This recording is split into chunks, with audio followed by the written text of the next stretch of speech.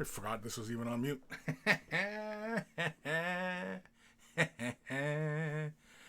Anyway. Oh, I forgot to move my camera here. Oops. Let's move it over here. Let's move it right there. There. That's good enough. That's good enough. Move that right there. How's all that look? That's fine. Yeah. Better? Better. All right. Are we talking now? We talking now. So, we are going to get started on a new project. My current project, the Space Marine. Somebody subscribed. Thank you, Jaron Elford. I managed to find myself some. I put it away. Some Tamiya clear. It's TS13, I believe, is what the clear I used, and I sprayed this and gave it a good layering. Not that I lingered and sprayed it around, and I gotta turn my fan on so it'll run down here. Hold on. I'm messing with my eye holes. So yeah, so I gave it a gloss varnish, and then began pin washing into the little panel lines and up in the doodads and around areas. So the only thing left to do really for the gun, which I'm probably going to do off camera because reasons, is the front lens here. I'm probably going to do that in a red or blue. I don't think you guys really need me to show you the process for that, because I've done it many times. Then there's a few other little areas, kind of like little coupling in between the spaces there. I want to do those in a regular metal. And then probably put just some faint highlights, maybe some chipping on these dark areas. I don't think I'll chip the black or the bronze. Hey, there's Hale. Oops, my mic's muted. Hold on. There's Hale. What's happening? What? Oh, wait, hold on. My volume's way down here. And let's go there. And go there. Now we should be able to hear you. Yes. Yeah. So I'm just talking about finishing off this gun, just what I'm going to do. I'm also going to lay black in these little vent spaces just because, I want them darker. All I did was I used the panel line accent. It just touched the corners because of the surface tension of the gloss varnish. It covers really, really nicely. And then, of course, I also went over the edges here for the end of the barrel. I went over that with Cobalt Alchemy from Scale 75. It's just a really light edge highlight just on those spaces there. Next, I'll probably go with Moonstone Alchemy and just touch some of these panel lines and such on the gun just to kind of bring them out just a little bit. I don't want it to be cartoonish or anything like that. But yeah, so that's the gun. I think I'm pretty much done with it. There's really not a whole lot more I think needs to be done to it. I was kind of surprised that the glow, despite it having a glossy finish, still looks very glowy. When I was looking at it in conjunction with the way the metallics were kind of shiny before, and then had the very matte finish on the glow, it actually created a nice bit of separation. But with the gloss on there, it doesn't hurt it at all. At least I think. The glow still looks pretty darn good. So yeah. So I think I'll leave that glossy. I was worried. I was thinking that I was gonna have to go over it with a matte just to knock the shine out. But yeah. So that's where that's at, and we are now going to begin a new project. Oh boy. Yeah. So basically, I am going to work on. Well, I guess I can move all this other crap on my way, right? That doesn't really matter. So I don't think we're going to do too much painting, if any at all today. Unless I feel like working on my gun. Finishing the gun. So I have the kind folks over at G-Dubs sent me the chariot, the what is it? The Breakaboss, the guy on the troll thing. This, Yeah, Breakaboss. yeah, this light is throwing a wicked glare because these things still have the shrink wraps on them and everything. And then of course I also have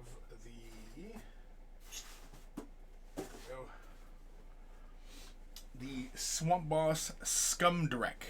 And the first time I saw this figure when they were previewing it, I really, really liked this big troll dude. And it was a lot of fun. And, you know, there's a lot to like about this thing. The chariot is... What's that? Let's see, what's your thumbnail for the announcement? Let's see. Well, I'm leaning pretty heavy towards the SkumBoss. SkumDrekk. Well, he Swamp has Boss. 2 builds. He makes a normal boss, and then he makes the character one. Well, I have no idea which is which. So, It tells you in the instructions. I The guy on the cover is the character one. I may as well just start getting rid of the shrink wrap. Just because. Mm-hmm. So how's Hale today? Sick. Sick? You don't got the Rona, do you? No. There's just sinuses. Mr. Kim, hey there. Missed the last one. Ooh, that's nice. I want all those kits. Well, these kits are for sale now, aren't they? Like, I know the chariot and the troll one. Yeah, and I think the boss is on pre-order. The boss is on pre-order? Yeah. Can't move this leg back Yeah, here. the big one. He's on pre-order.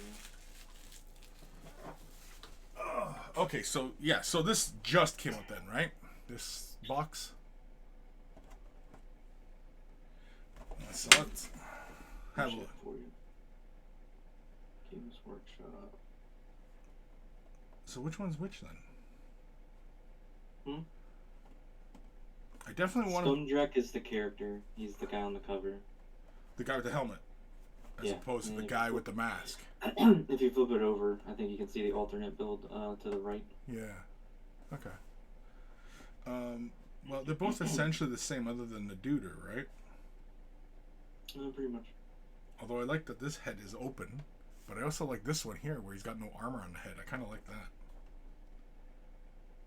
There's more places to paint, right? Mm-hmm. So. See, I'm gonna check and see what's on pre-order right now. Oh yeah, if you spend 300 Canadian, 240 US, you get that Space Marine. Oh no, all those kits are out now. It was the Orruk stuff. The new Orky, 40K. yeah. Yeah. Gotcha. Like the great white squig that definitely isn't supposed to be a great white shark. Right. All right. I'm gonna back this camera off a bit so we can see more of my messy work area. Something like that ish. And let's adjust the camera. Camera 1.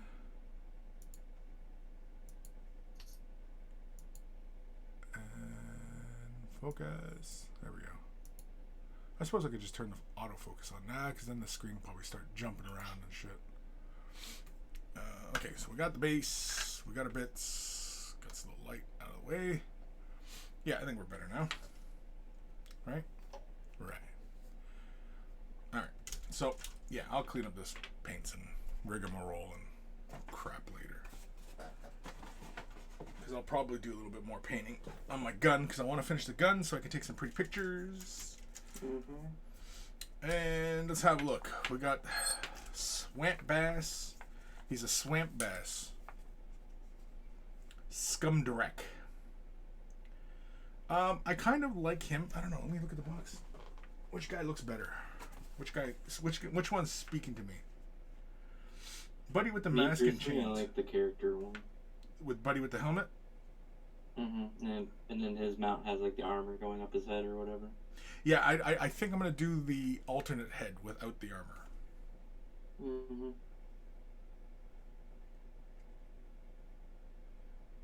And maybe I'll sculpt a mohawk onto it.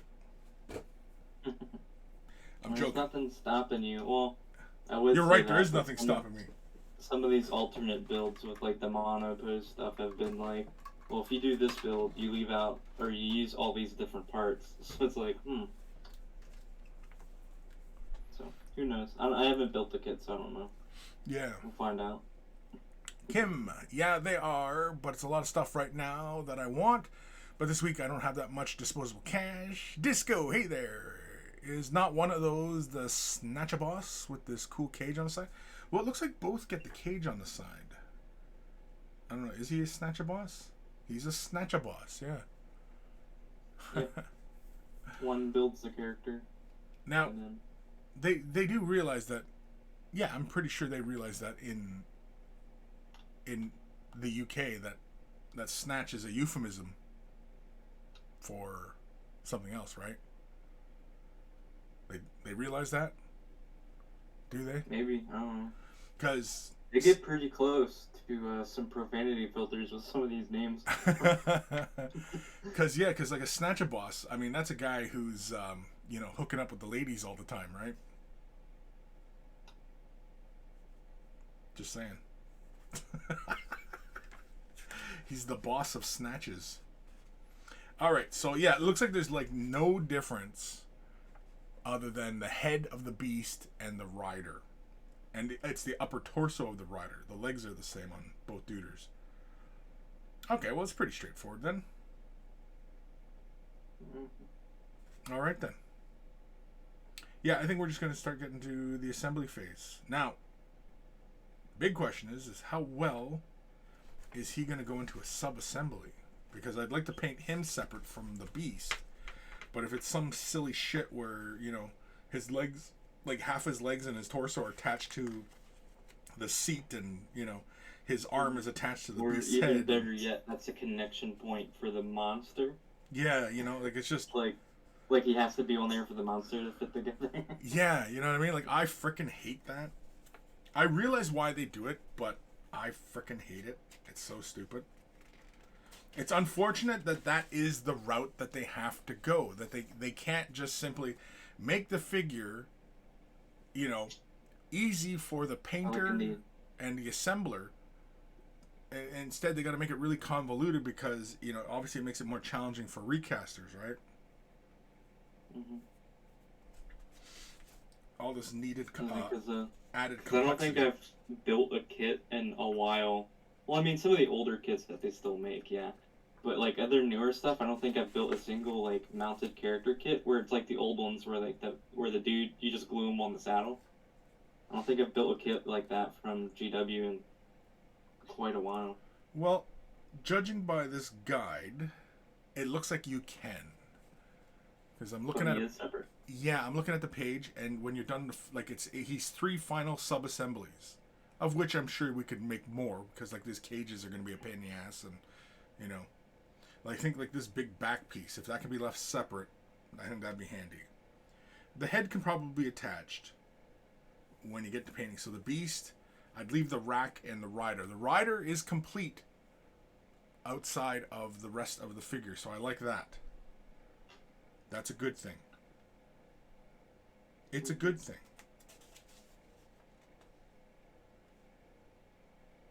The other guy does look kind of fun, though. I like he's got the little Bane mask. And he's got the chains, like he's going to whip somebody. That amuses me. I am amused. Yeah, right now, I'm kind of waiting, because I was buying my Eldar for Adepticon anyway. But now that they have that Space Marine that you get for spending X amount of money, I'm like, I might just buy all the Eldar stuff I need right now. May as well, right? May as well. Yeah, I mean, I'm gonna spend it anyway, so it's like spend it now or like over the next month or so. Yeah, exactly. All right, I'm gonna move some of my tools. That's right. I didn't even prepare today, as usual, for my stream. Another thing, I was talking with Grim and Matt while playing Space Marine because Anniversary Edition launched on Steam for Space Marine, and I'm like, I could do some Emperor's Children because the Emperor's Children skin in in the game has a really nice like purple and gold going on, because like typically it's like pink and black, or I think it current GW like Emperor's Children is like a purple, but it's like a very like ostentatious purple, whereas this one's like a subtle like deep purple. Deep purple. Yeah, really deep, like a royal purple. Like a deep royal purple. Mm-hmm. Yeah. I don't know what the actual shade of purple is called.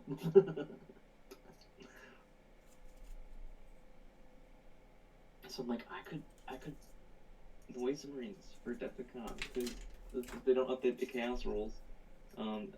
If you take Emperor's Children, noise Marines are troops choices, and you can basically give them all the noise weapons, and they can, since they are chaos. I've heard rumors that chaos might go to 10 squads or 10-man squads max in 9th edition when they get their 9th edition codex. But currently, they can still be taken in squads of 20.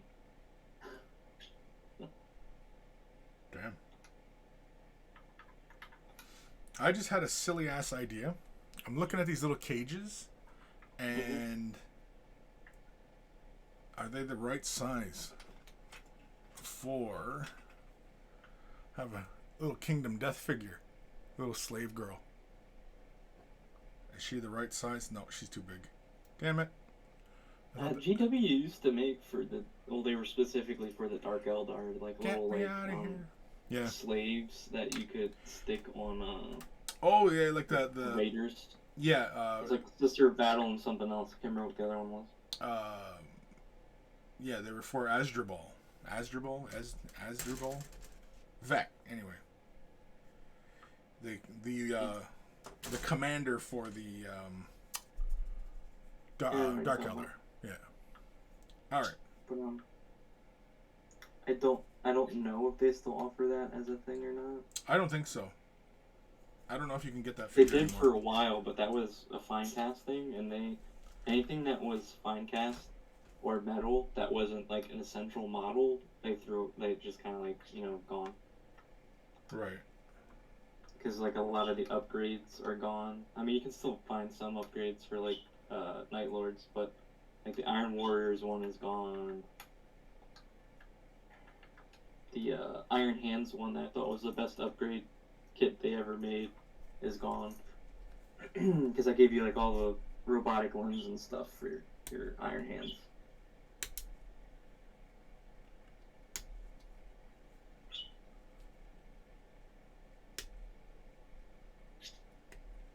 Yeah, but I was thinking, like, even though I kind of said like I'm settled on Eldar, in the back of my head it's like you could do like 60 noise marines.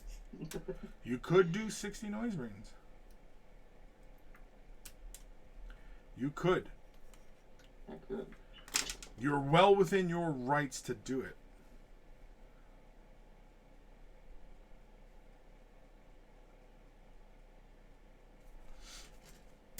What are you working on? Nothing at the moment. I was working for like the last week on a knob for a painting competition at the store, but couldn't get to the store to drop it off in time. So I was like, whatever. So it was the free model of the month. They had a painting competition for it. Oh, that's cool. And if you won the painting competition, all you really got was like, I guess, bragging rights, but you got to pick the theme for the next competition. Oh, that'd have been cool. Yeah, so I'll just enter in next time. I just didn't have time to get to the store because it was like a last minute kind of thing, because I had the model from the beginning of the month, and then I just went in like a week ago, and he was like, oh, there's a painting competition for this, and I was like, oh.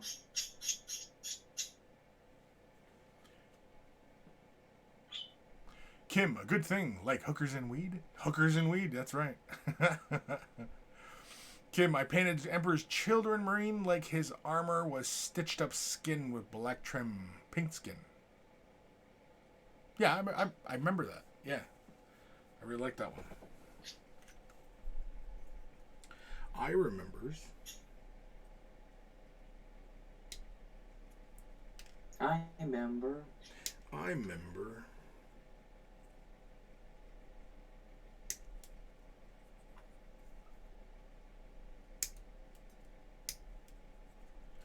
That's when.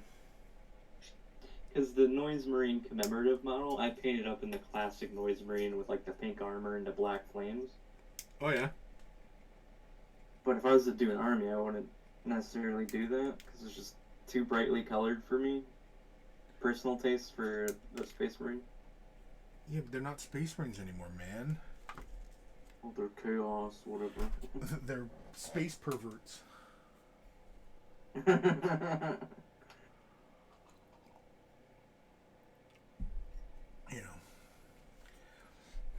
know, give the space perverts their due. You know. Yeah. So, but I like the scheme in the Space Marine video game. So I was like, I could replicate that. So I might do that.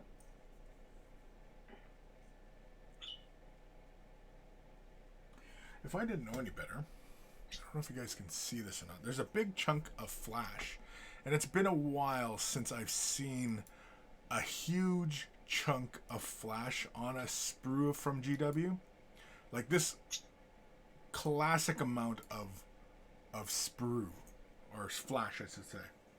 It's a big chunky thing. Yeah, there's a big chunky thing, but if I look at it from the other side, oh shit, I almost broke it off. It almost looks like dick and balls. If I turn it that way, it's dick and balls. GW becoming privateer press with their anatomically correct horses. I guess some dick and balls on my miniatures, man. I don't know what to think. I don't know which way is up. Dick and balls on my miniatures, man. I'm sure it's just Flash. I don't think GW would put it. No, I know it's Flash. It's been a while since I've seen something like that on a GW model where, you know, you could see the two halves of the mold, and you know what I mean. You get these big pieces of Flash coming off the side. These days, with a lot of GW models, it's more or less just cleaning off all these little nubs. I mean, there's occasionally mold lines, but sometimes I don't even bother because you can barely see them. Yeah, well, and the other thing is that because everything's catted up these days, that the parts that where they fit together and where like the contact point is on like where the model's, you know, attached, hides those mold lines and those little nub marks, and as long as you clear those off, everything fits up really nicely. Oh, I need glue. I needs my glue.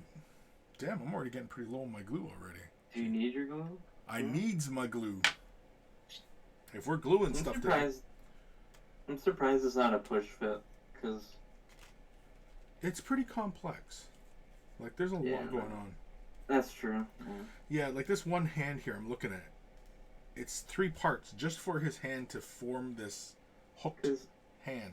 You know what I mean? Like, that's fine. I mean, I don't mind the complexity of the models. Yeah. That's fine. No, it's just because it seems like recently, like I know like starter boxes obviously push fit, but sometimes they will release like push fit kits, and the immediate releases following like a new edition. It seems like now. Right. Yeah, that seems kind of like the MO, right? They do like a big release box, and it's all push fit stuff, and then everything else is a little bit more advanced type of modeling.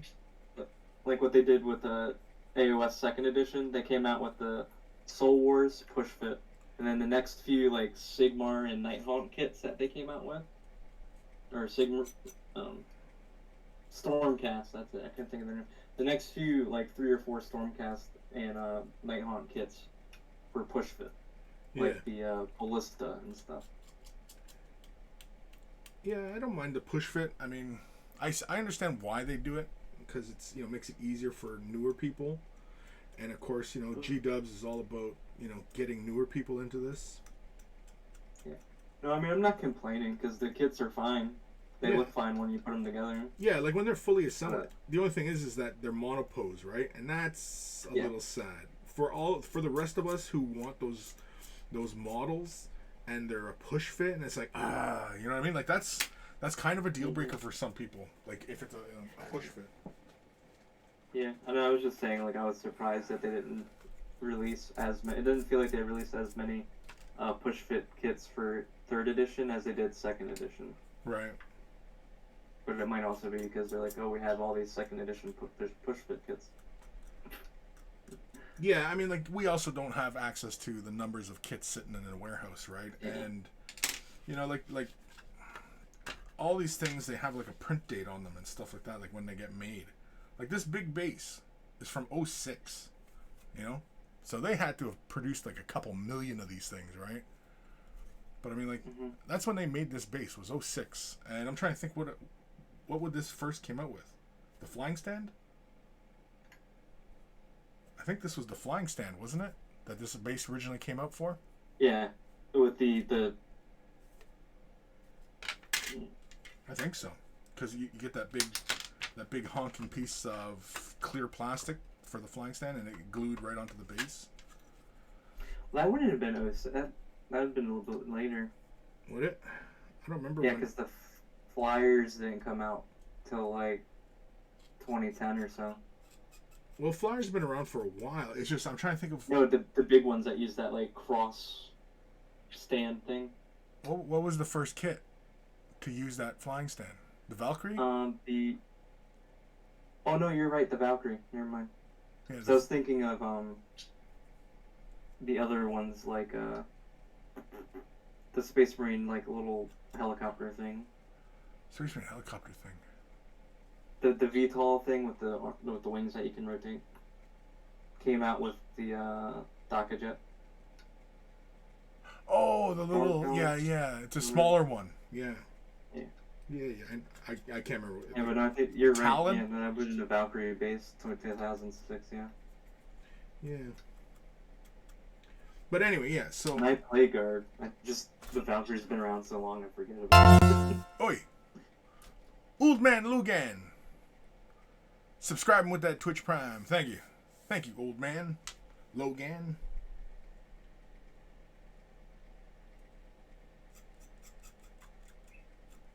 Old man Logan. Okay.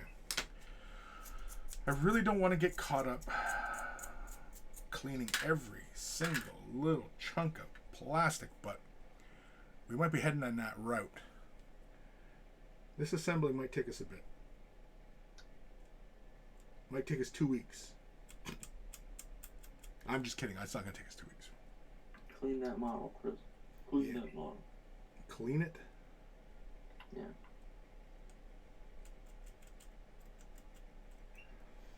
This is actually my least favorite activity in this hobby. Same. I enjoy building. I don't enjoy the cleaning part of the... Yeah. Yeah, I'm okay with, like, the assembly and everything like that, but, yeah. I put together a fine cast,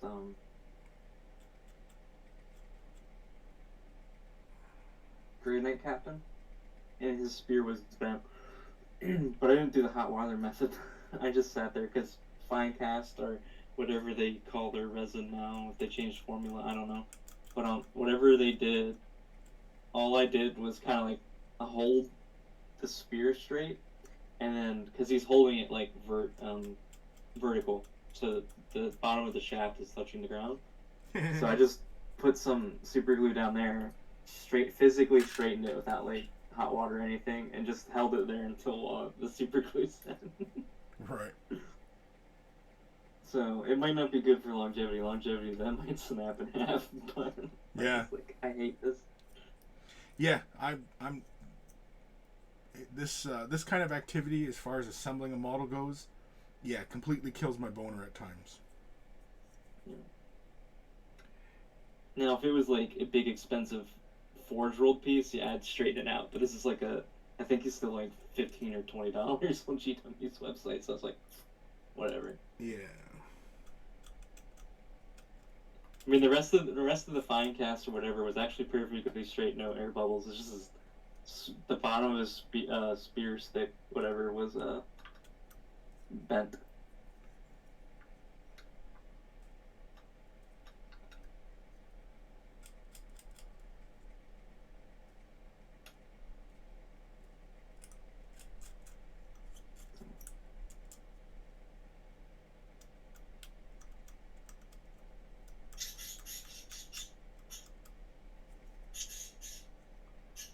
Did you see the new shoot? What's his name? Black Templar, Grimaldus.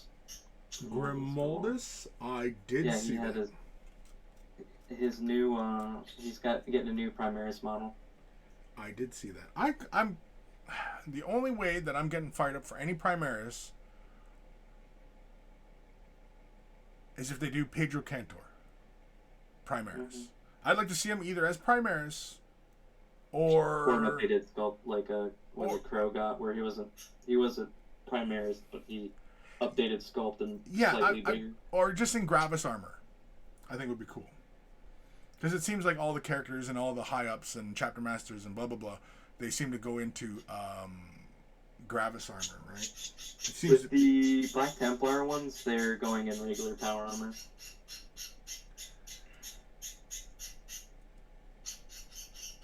But I guess that fits more, I guess, their theme, though. Crusading, whatever.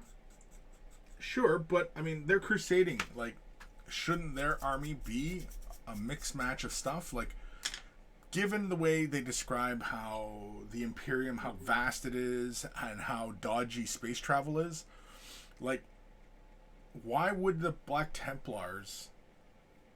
I would assume somebody like the Black Templars would be the last chapters to get Primaris suits and Marines.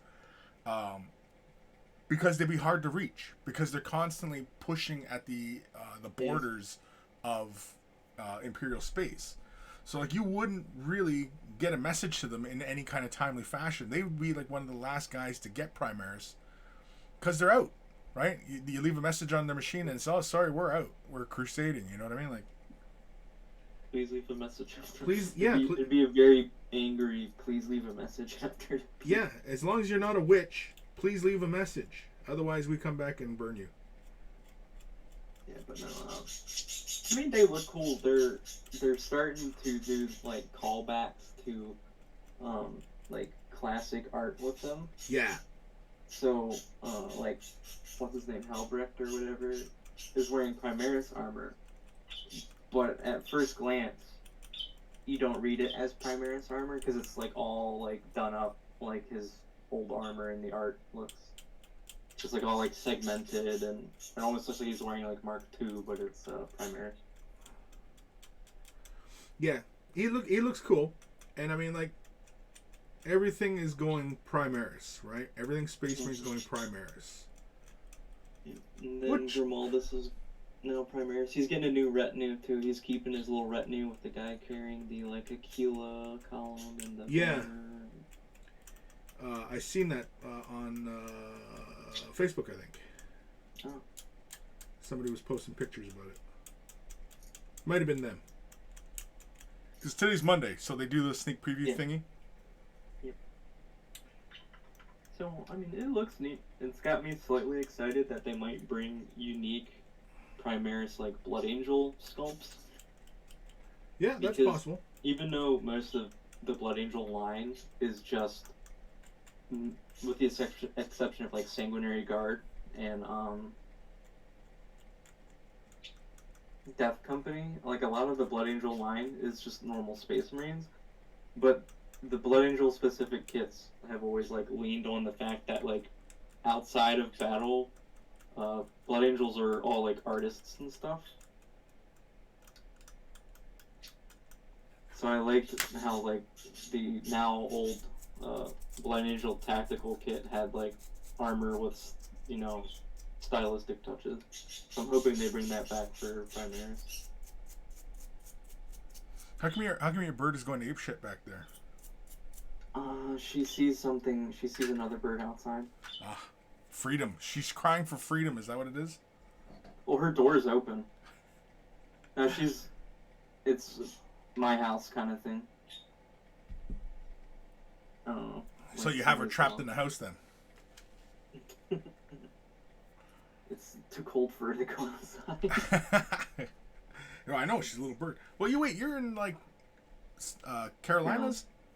No, I'm in Maryland, so it's like 60s out. Oh, that's not cold. For her, yeah. I guess. Because she originally wasn't my bird. I inherited the bird because the person who owned the bird is no longer with us. So. No, but she's like a little little parakeet, little tropical parrot. She doesn't like anything under 70.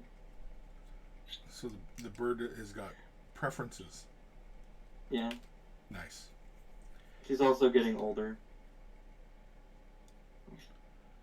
Is there a lot of meat on her? For a parakeet, yeah. I was making a dumb joke. She doesn't really, like, I'll leave the door open, and when I first got her from the relative who passed away, she would come out and, you know, do stuff and sit there. She just kind of just, even with the door open, she just kind of sits there.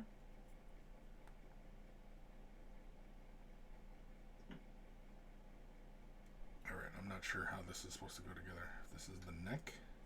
Oh, beauty. Nailed it. I just took a guess. Nailed it. No, fucked it up. Yeah, she sees something out on the roof, because my window looks right out onto the roof. She sees something on the roof, and it's like, no, my territory, get out. This is my neighborhood. So. Wait, which way did I have this? I think I had it this way. Alright. Is that how this is supposed to go together? Yeah. That's how it's supposed to go together. Beauty. Oh, fucking hell, fucked it up. Alright. And it's always something bigger than her, too. Sometimes it's like a turkey vulture. Jeez. Yeah, those are huge. Yeah. Like, that'll snap her up right away. Yeah. Or like if it's like middle summer, I would try and take her out, but she doesn't really go far too much because she's getting older. Because they only live for till about like 10. So it's only a 10-year commitment. That's not bad. So I guess it's kind of like dogs, where it's like, oh yeah, my dog's only 10, and it's like, well, in dog years, it's like what, like almost like 80 or something. Yeah, it's like, well, at least I don't know how true it is, but they always say it's 7 years per human year. Yeah. So, but I mean, I don't know if I don't think there's an exact science. It's just kind of like dogs typically live like to their teens. Yeah, I don't know how true that is, like a dog year and human year kind of thing, right? Like that kind of reeks to me of just trying to quantify it or something. Yeah, it's just it's something off about that whole analogy of 1 human year to 7 dog years, because a dog is mature at around 1 year. So right now, human maturity, we usually equate that to about when the reproductive cycle kicks in for both the male and female humans. And so a dog being, you know, I mean, like 7-year-old being reproductively mature, like, you know, that doesn't sound right. Yeah, no. You know what I mean? Like, that sounds like some pedophiles were trying to, you know, come up with an excuse for, yeah, well, you know, 7 years old, right? She's mature, you know. So, I don't know. I don't quite 100% buy it. No, I don't either. I just know that like they obviously physically get old quicker than us because their life cycle is shorter. Right. But I mean, like, think of something that only lives for like 24 hours. Like, some flies do that. Yeah, some flies, mosquitoes, I think, are one of those that they only live for like 24 hours or something like that. I can't remember. It's an insect. It's 24 hours or like a few days. It's not long. You're right. So like basically an hour is worth like what 15 years of human time. So their entire life cycle is, you know, hourly, like by hour, and I don't know. The whole thing is just, it's crazy. Yeah. Oh wait, no, I'm not ready to do that because I needs to score.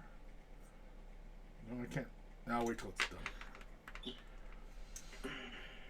For best bond, score parts. I've never been super big on pets. It's just circumstances led me to having this one towards the end of its life. So.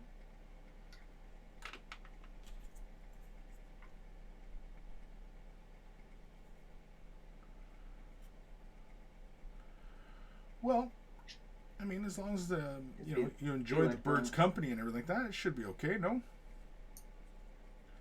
like it's not a hassle, is it? She seems happy. She sings right now.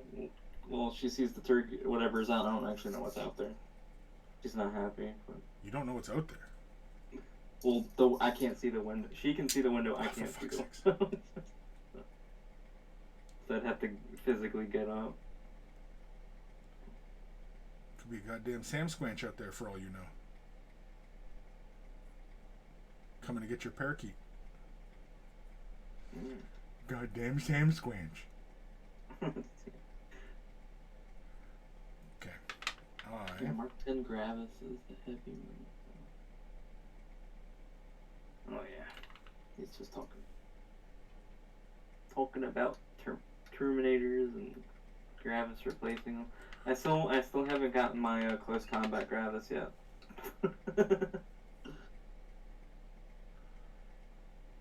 Still waiting on my Gravis carrying Thunderhammer Storm Shields.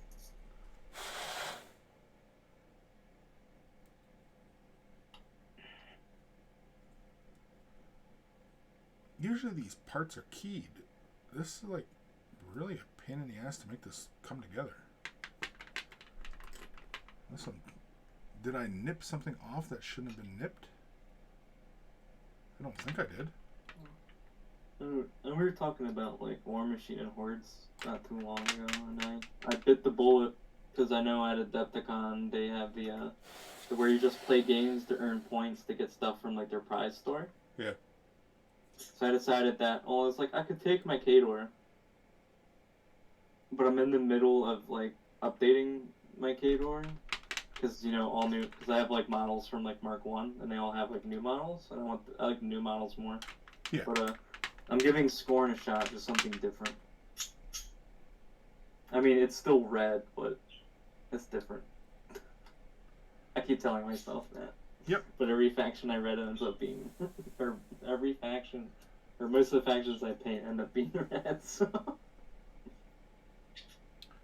I think I'm going to wait for this part to set more before I attach the rib part. But I'm going to be able to experiment with some flesh tones I've never used before. Because, like the Scorn, like the people Scorn, not the monsters, they're like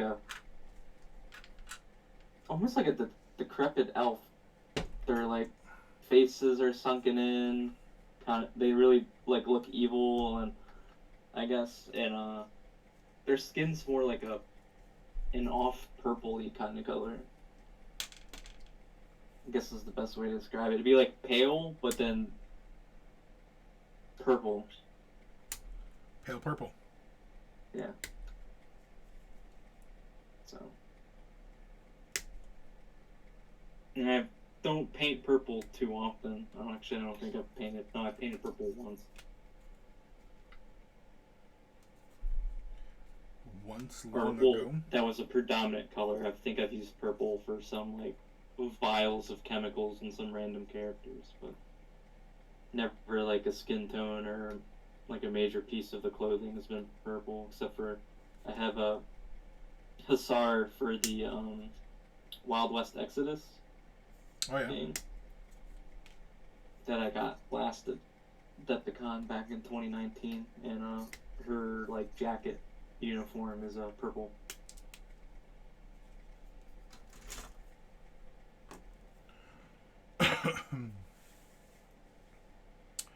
Kim, yeah, Mark 10 Gravis pattern is heavy Marines now. I don't think we ever see new Terminators. The Gravis has filled that role.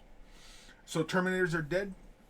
Is that what we're saying? I mean, board game wise, or game wise, their Terminator's actually pretty freaking good, apparently.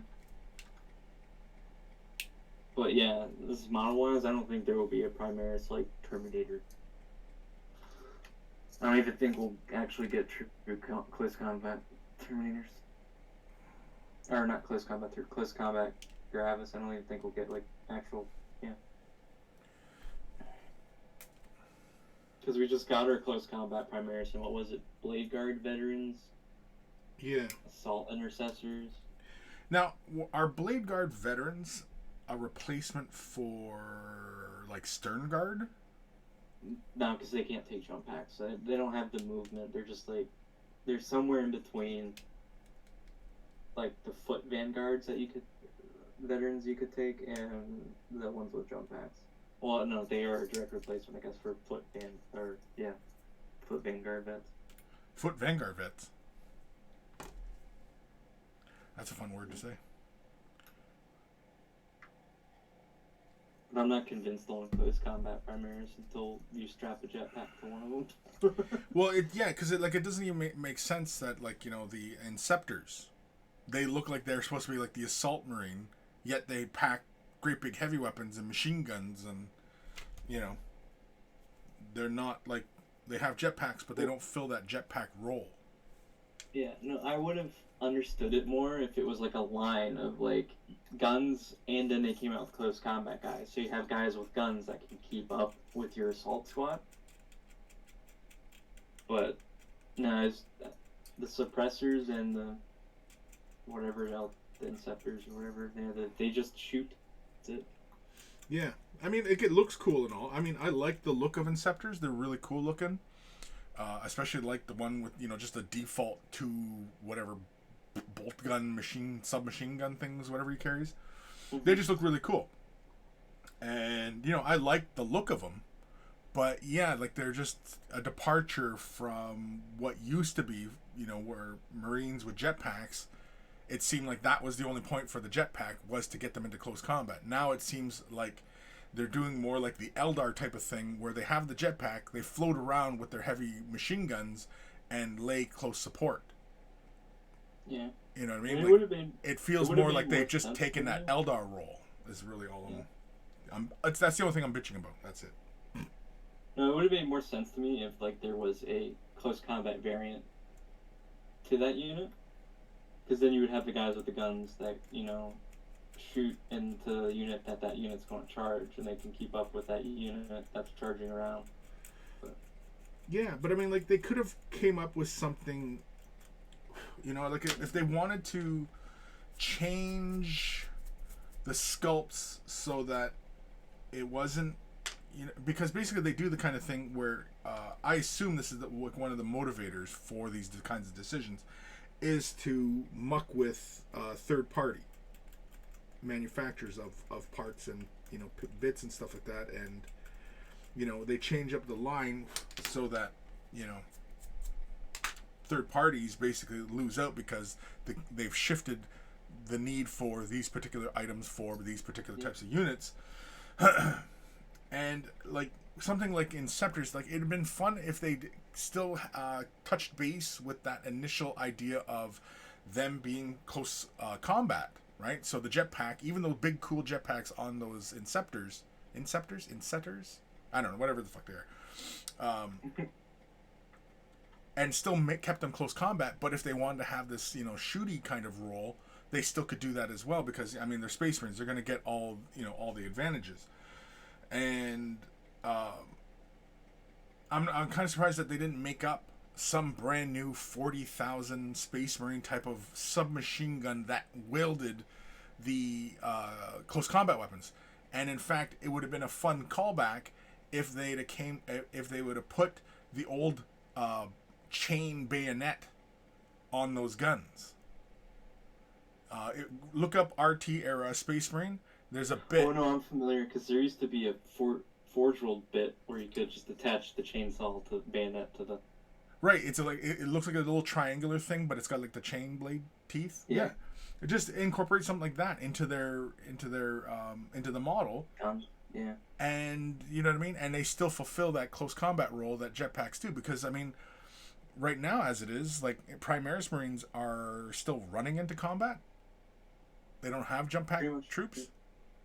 So, right? Like they're running into combat, and aside from generic Space Marine, generic Intercessor replaces bolt rifle with a chainsword and bolt pistol, and then the Blade Guard veterans, there isn't any close combat. Right, yeah. I mean, technically aggressors with their power fists, but if you're charging aggressors in the combat, you're missing out on all the shooting that they do. Right, yeah. Anyway, it just falls into that category of just kind of these kind of decisions that it seems like GW, the rules writing team, the development team, whoever it is making these calls, it just doesn't feel quite right, and it feels like everything that makes other armies really interesting, they give to Space Marines, and they end up doing it better because inherently Space Marines are toughness 4 with 3-up saves all around, right? They're really good all for everything. Like a tactical Marine is still better than most Imperial Guard troops, no matter what the role is, and still hangs in there against, depending on situation, even Eldar Aspect Warriors or Orc boys, or you know what I mean. Like they're better than most things anyway. So why take away the numbers game, or the maneuverability, or the overwhelming numbers, or you know what I mean, like all these things, and they just give it to Space Marines, and it doesn't make a lot of sense to me, like why they do that when they're basically diluting the flavor of other armies, so that what, people buy more Space Marines. Like, does G-Dubs just want Warhammer 40,000 to be just about Space Marines? Why not play 30k at that point? Right, yeah, then you might as well just play 30k. I mean, and it doesn't seem like they have any desire to make 30k, a regular addition to 40k, right? It's because they keep the two still separate, even though essentially it's the same shit.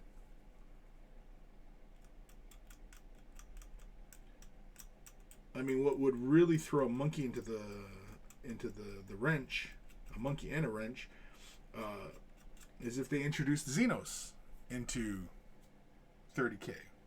Yeah. The only way you can play Xenos in 30k right now is if you're playing somewhere that allows you to use the fan-made book. Yeah. Got it. Right, and in most circles that doesn't fly. Yep. Because most circles everybody power games anyway, and so. If it isn't an official GW rule set. Right, exactly. And honestly, like, for the most part, I was very much like that way back in the day. I did not like playing by homebrew type of rules, just because those homebrew rules, the people who wanted to really use them were only cherry picking the best elements to incorporate into the current book, rather than use, you know what I mean? Like it was power gamey type of bullshit, and that's why I really did not support that kind of shit. Because it was oftentimes just these power gamey type of folk who wanted to use them. And that's no fun. What's that? It's like that sometimes. Like, I'm running a Necromunda campaign at my local store. Oh, that's cool. And some people are like... And Necromunda is built around the narrative. And some people's gangs are going to be vastly more powerful than other people's gangs at a certain point. Because either they've played more games, they've won more of their games, or they've somehow not had characters killed, etc., etc. Sure. It's really hard to get people's heads to wrap around the concept of that this game is narrative and it's not balanced to be competitive. Right, yeah. So it's really hard to get people to understand that at some point somebody's gang is going to be stronger, like vastly stronger than other people's. Yeah, that's just the way it goes, right? And it's like that with every narrative game, like Frostgrave.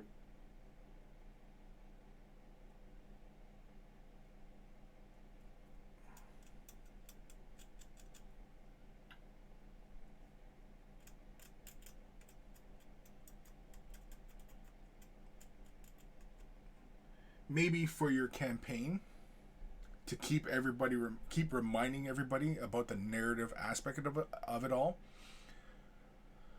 Maybe like in weekly briefs, you brief, how the story is progressing as far as everybody's gangs is concerned, right? And just kind of make up, just to kind of, State of the Union kind of thing. It's just kind of, these gangs were moving into this territory, which means that these other gangs now have to move out, and these guys, they lost this guy, and everybody was mourning, and it affected, like just just make up crazy ass things, excuses for why these things are going on. Yeah. You might find it's the first campaign I've tried running, and I'm like learning how to do things better. But it's one of those things because a lot of the people playing are coming from 40K and have never played things like Necromunda or Frostgrave or even D&D. So I've been trying to. I haven't gone super heavy on narrative because I want a group that's willing to play along. Other than like, at most, some people just submit me some people are writing me like little stories for their gangs. Like each week that's cool. They submit their report, yeah. which is really cool. Yeah. But I can't make a narrative if only like 3 or 4 out of like the 8 people are giving me their story. Right. Well, I mean, but you can still make it up, and I mean, like, especially if people in the gaming group, they are submitting like battle reports and updates as far as who's done what, who's going where, and who died, and who's promoted, blah blah blah. Right. But I'm liking it, so I might run another one, but I might try to keep it around like 4 to 5 people instead of like I think I have like 8 or 9. Well, I mean, because like the amount of players, it doesn't really change too much, other than how much you got to keep track of, especially if you are the GM for all this, right? Yeah. Well, I'm not worried about keeping track. It's people just not giving me their stuff after bugging them, and then constant because we have a Discord for it, and I'm every couple days I'm like, this is when I'll be at the store. So if you haven't been able to play a game, people don't show up, people scheduling matches and then not showing up, kind of leaving the other person there. And granted, I will give kudos to GW. They in the rule book, if you schedule a game and you don't show up, you automatically lose and the other player wins. Yeah. So it's in the rules. So I've been able to do stuff like that where it's like, well, you scheduled the game, you didn't tell anybody you weren't going to make it, so you just lose by default. Your gang didn't show up to defend its territory or whatever. But yeah. Yeah, Of course, too. I mean, like the hard part has been keeping everybody on the same page. Yeah. Well, that's with anything, and I mean, like you're dealing with wargamers, so it's like a herding cats kind of situation. Oh yeah. Shit! I just sent that piece flying. But I was talking to the store manager, and I think next time I'm just going to have a printout, and it's like these are the rules, and this is what to expect, like a whole like little pamphlet like posted on the board that you just like read. This is what to expect, etc., etc. If this isn't your thing, don't sign up. Yeah. Because I think some people signed up to Necromunda thinking it's just like any other Warhammer skirmish game. It's kind of like Kill Team. Yeah, where you can kind of it's a bring-in battle, right? Yeah. Yeah.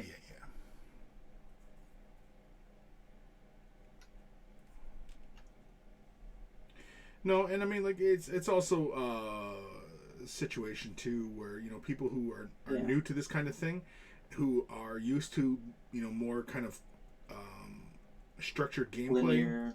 Yeah, and, I mean, like, there's not much you can do about it. I mean, either they have fun in this league or they don't, and they don't return, right? I mean, and that's no fault on you, because some people in this hobby love to game. Some people love to, tournament and structured play, and some people just love narrative type stuff, and I love narrative and converting. Yeah, you know what I mean, like, which is neat because one of the guys is doing chaos cults. Well, there's 2 of them who are doing chaos cults, but one of them wanted a ambot, but he didn't just want an ambot, like plastic it. So he took it and he chopped it up and he basically demon engine-ified it, and it was pretty neat. Yeah, that's pretty cool. So it was like story for it. Instead of it being an ambot, it was a gift from one of the various chaos like war bands that you know, like how like the Alpha Legion, they don't necessarily like come out in force as Space Marines. They might just give some weapons to like a local cult or something, and just tell them to, you know, go cause problems.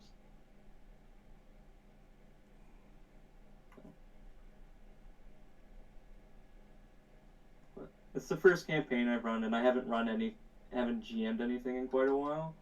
So it's a learning experience. I'm taking notes, like what people seem to be liking, what people don't seem to be liking, and it's just kind of like keeping like tabs on some of the players, like earmarking players like in my head that like this isn't their kind of game. Right. Just so if they sign up, you know, in the future, it's like, are you sure? Because you didn't seem to have fun the last time. You had a lot of issues with, you know, following the guidelines and, you know, not gaming the army or system. And yeah, that's a tough one all around anyway.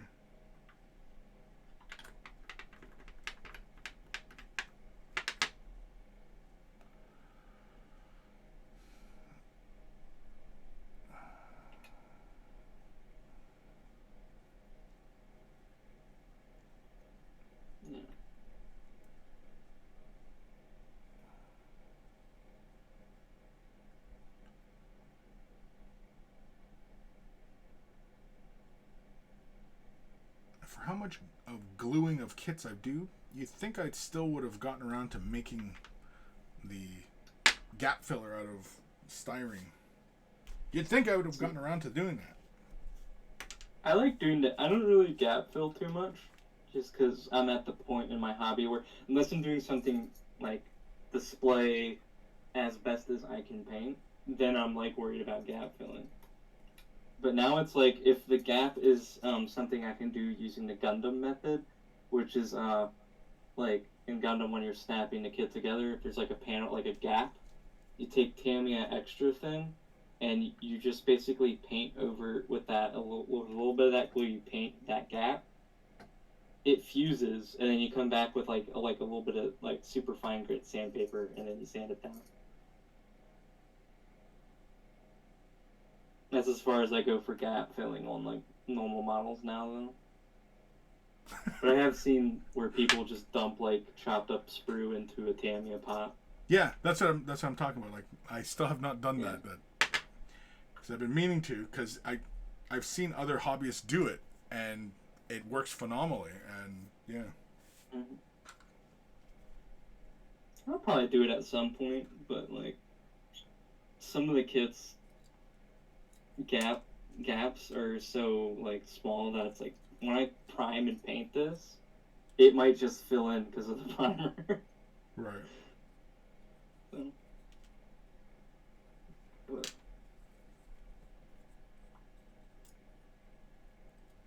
if I was doing a competition piece or something, yeah, I'd definitely sit there. Because I use for gap filling, that's too big for just like a little bit of extra thin. I get the Vallejo liquid plastic stuff. Mm-hmm.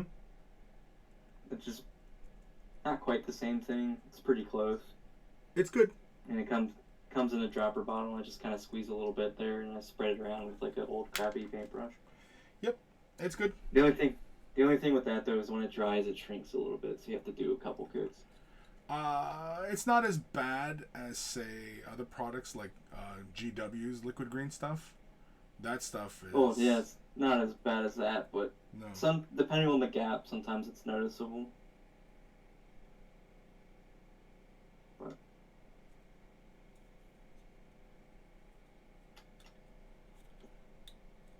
Hold on.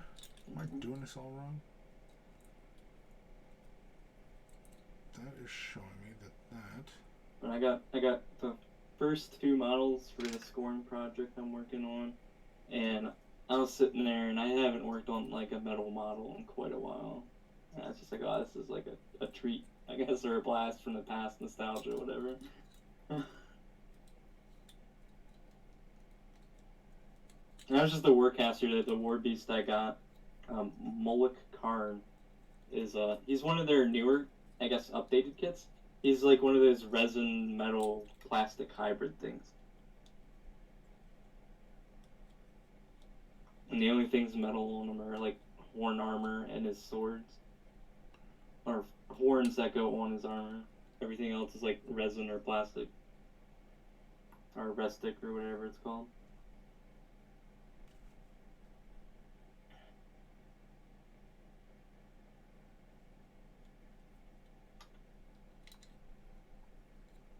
Well, I don't know if you saw that recently. Infinity is starting to make plastic models. That's cool. It's not the hard plastic you can use plastic cement on, but some of their bigger stuff like tags and remotes, newer sculpts are being made. And in fact, Ash, I think, might have posted a pic somewhere. I don't know, but it's a slightly flexible, soft plastic, but it really does hold detail nice, which is neat. But they apparently cast it by hand or something.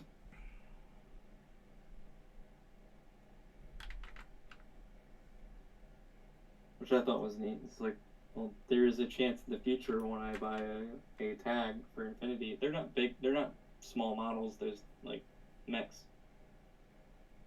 that no longer have the pain of thin Infinity pieces sticking to that giant metal robot. Yeah. It's falling off.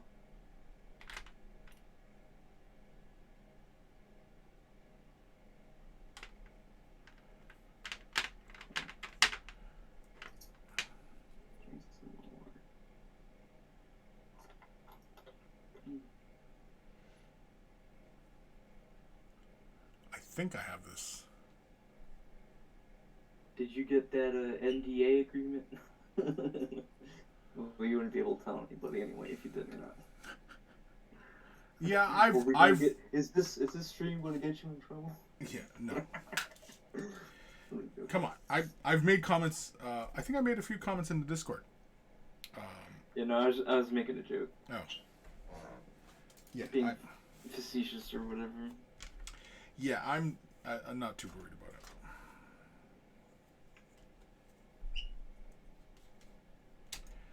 31. We'll freeze 31 first. So these stupid little sticks look pretty close to each other. Mm-hmm. Oh. How this map look at it?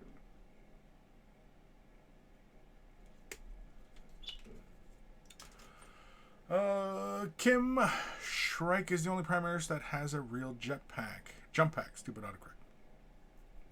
It's the same stuff as Creature Caster has started using, the thermal injection plastic that Corvus Belly is doing. Yeah. And I think it's recyclable plastic, if I'm not wrong. No, it's that thermal. You're right. It's that thermal stuff. It's not what I said. It was Kim. Oh yeah. Reading Kim's comment. Responding to the. So I'm playing Space Marines. I don't know who exactly was posting the comment, but whoever said that, yes, it is that thermal stuff. And it's not that bad looking. You still need super glue, but it's not that. It's pretty good looking actually.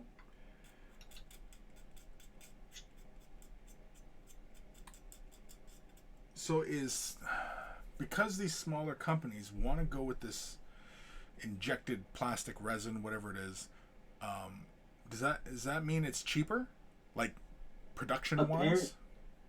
Apparently, from videos I've seen, as far as like Corvus Belly's rationale, is they're doing it mainly for the big stuff like tags, because apparently metal for big stuff like that is getting expensive. Yeah, which is why Games Workshop shifted away from pewter, because they ship worldwide, right? So those costs are expensive, so which makes sense. Not sure if that. I'm sure at some point Infinity will transition that to their smaller models, but right now it seems to be for their bigger stuff. I didn't know Infinity did big models. Yeah, they do tags. They're like mechs. They're 3 to 4 times the size of a human.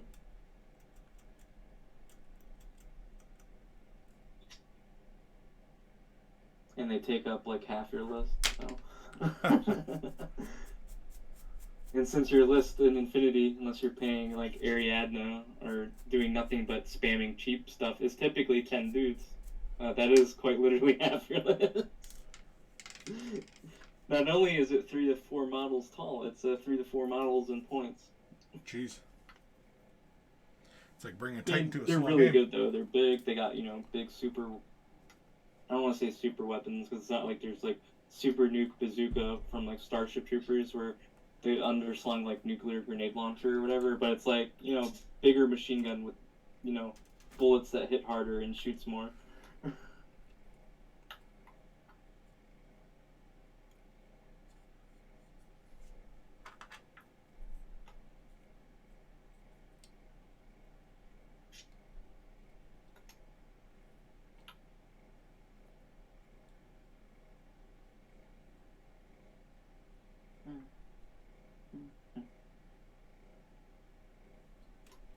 Yeah, but I've noticed that with like a lot of like indie companies are moving away from metal and going to resin because just the metal prices apparently. Yeah, I don't know if it's the metal prices or if it's the cost of shipping. Could be both. Who knows? Yeah. Because I imagine they'd have to pay for shipping to get that metal to them. So. Well, yeah, you got to pay for the metal one way to your wherever you're printing it, right? And then of course somebody buys it and you're sending it to stores and what have you. Yeah, that's got to be expensive.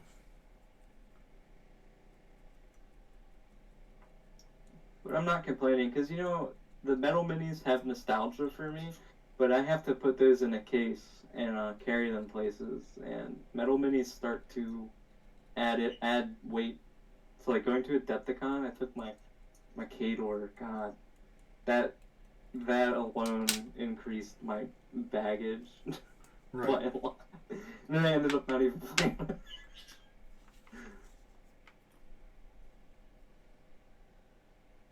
No, I'm sorry. I played one game with it, and I was like, I don't want to take this out anymore. Because a lot of my stuff was older. I didn't have, because they started using that weird, like, PVC plastic. Yeah. That comes on sprues. And so, I've been slowly getting rid of my Kador old stuff and getting the new stuff just because it weighs less. So when I take it on airplanes with me and stuff, I don't have to pay extra baggage fees. Right. Because nobody thinks about that. Like taking, this cool like building your army out of like Rogue Trader minis.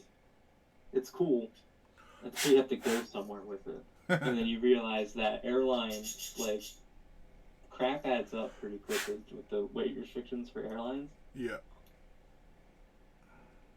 And I had to pay like an extra. I think it's like an extra $30 for the case for the case that had my like War Machine stuff in it because I brought 3 casters and 3 lists, so that was like a large GW case. It's not quite suitcase sized, but it couldn't fit in a suitcase, so it had to go in luggage separately. So I had to pay like an extra $30-$40 for that shit.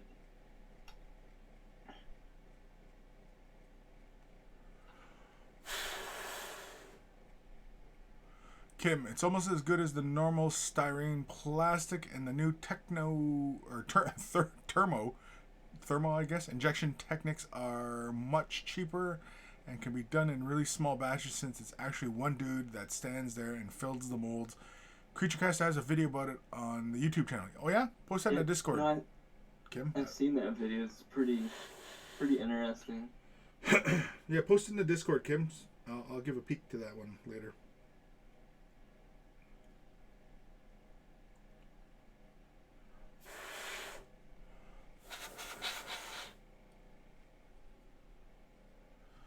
Alright.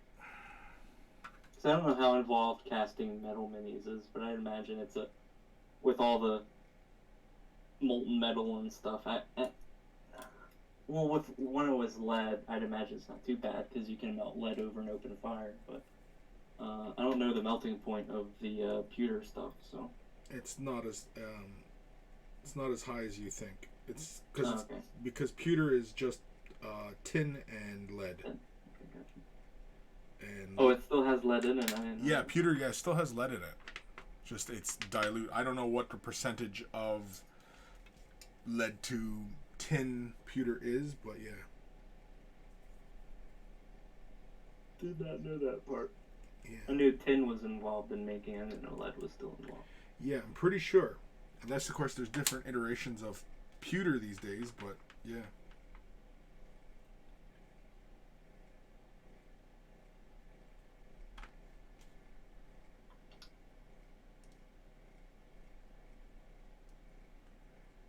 Get on there.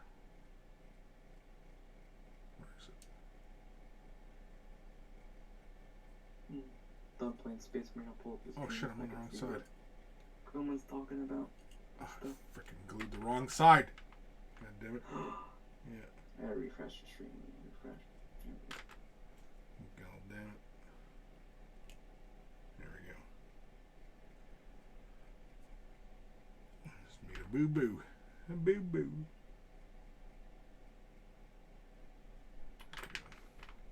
That's okay. That side's melting right now anyway. We'll hurry up and get the other little bit cut.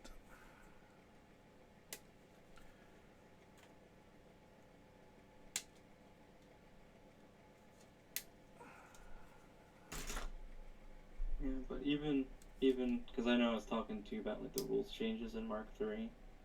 I was like sitting there and I don't know, nostalgia was kicking in, and it's like, well, I want to start playing this game again. It's like, I still have my Kador, and I was like, I could do that, but I also want to explore other things. And I was like, well, I had never played Hordes, and I was just looking at the Hordes faction, and since I guess I play one of the big bad guys in War Machine, it's not Crix, but Kador. And by bad guys, I mean good guys. Guess I'll play Scorn. Well, that and some of their units, like those big war elephants and stuff, look cool. So. I played Merc. Find out if it was a mistake when we get to actually play. So. I used to play Merc.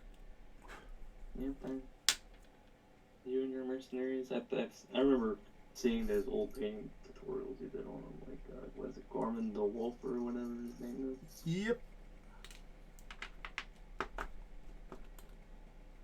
I remember.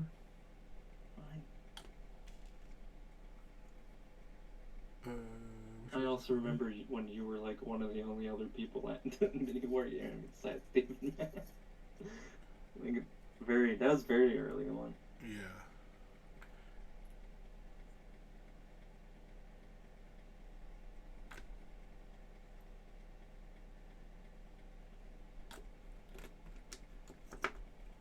It was a neat model for the Swamp Orc. I'm just gonna call them Swamp Orcs because that's what they are.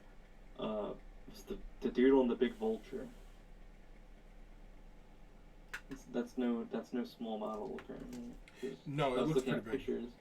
I was like, it doesn't look that big, and I saw, the kit come out, and it's got, pictures of it next to other stuff, and I was like, oh, that's actually pretty big. Yeah, it's pretty cool. It looks like this. I thought was like a pretty big kit, and I mean he's shaping up to be pretty big, but that vulture looks like it's about 50% bigger than this kit. Yeah, no, he's big and he's priced. He's big. I don't think he's gonna be as big as Archaon because he's not that priced the same. But I think he might be as big as some of those other centerpiece. He's definitely like a centerpiece model. Yeah, yeah.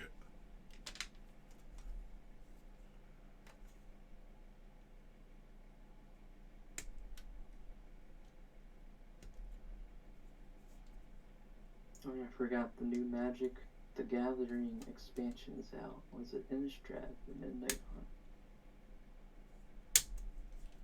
It's all about werewolves and vampires and other spookums in the night. Spookums? Mm-hmm. What's a spookum? Spooky stuff. It's spook and then them, but it's spookums. Spookums? That sounds like a term of endearment. Oh, my little spookums. Probably. Who knows? Maybe. Oh, he's my little spookums.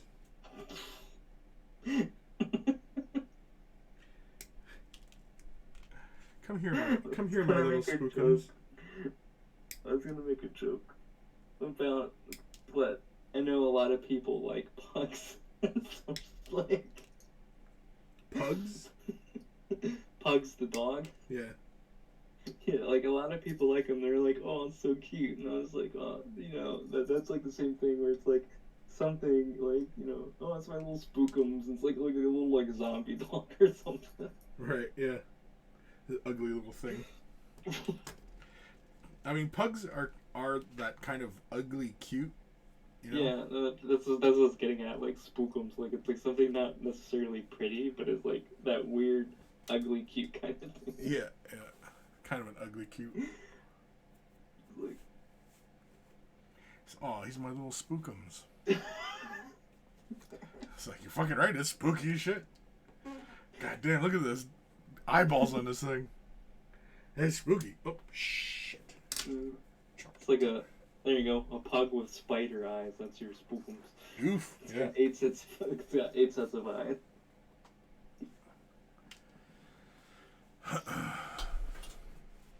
Maybe it's got 4 legs too. There you go. I just invented a kingdom death monster. Yeah, there you go. The spookums. The spookums, and it's a pug with 8 legs and 8 eyes. With a nipple coming out of his forehead.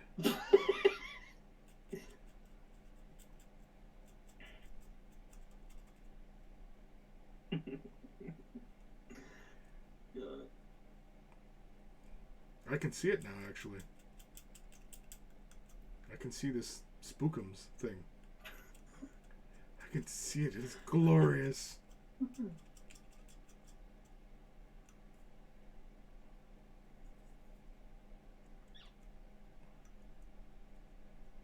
And I scared off like one viewer who really, really likes pugs. It's like, I'm never gonna watch Way the Brush again. They make fun of pugs. Yeah. All your pug bashing. Your pug hate. Stop the hate. Kim, they actually removed the video. I tried to find it, but no luck. Oh, really? Okay. Interesting. They were revealing secrets, maybe. Trade secrets. Yeah. Yeah, it's like what is it, like Fight Club? Nobody talks about Fight Club. Yeah, you don't talk about nobody talks about thermal casting except Creature Caster did. Yeah. Maybe that's what happened. I know Corvus Belly, when they started this thermal plastic stuff for their tags and stuff, they posted pictures on Facebook. And other Right, social medias. but were they talking about it though? Oh, they were just talking about the process. No, but they were talking about like, you know, big stuff's going to be this thermal plastic, and they had like the molds out, and dudes peeling them out of the molds and stuff.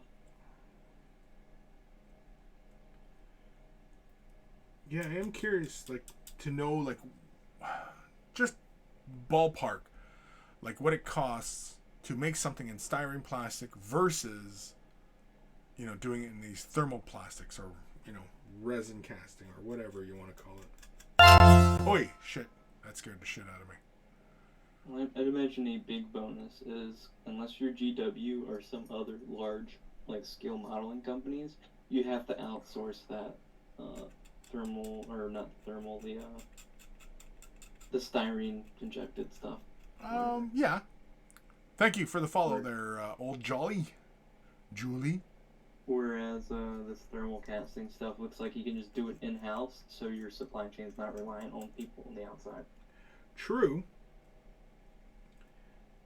Which I think has been a big motivating factor for some companies because of COVID.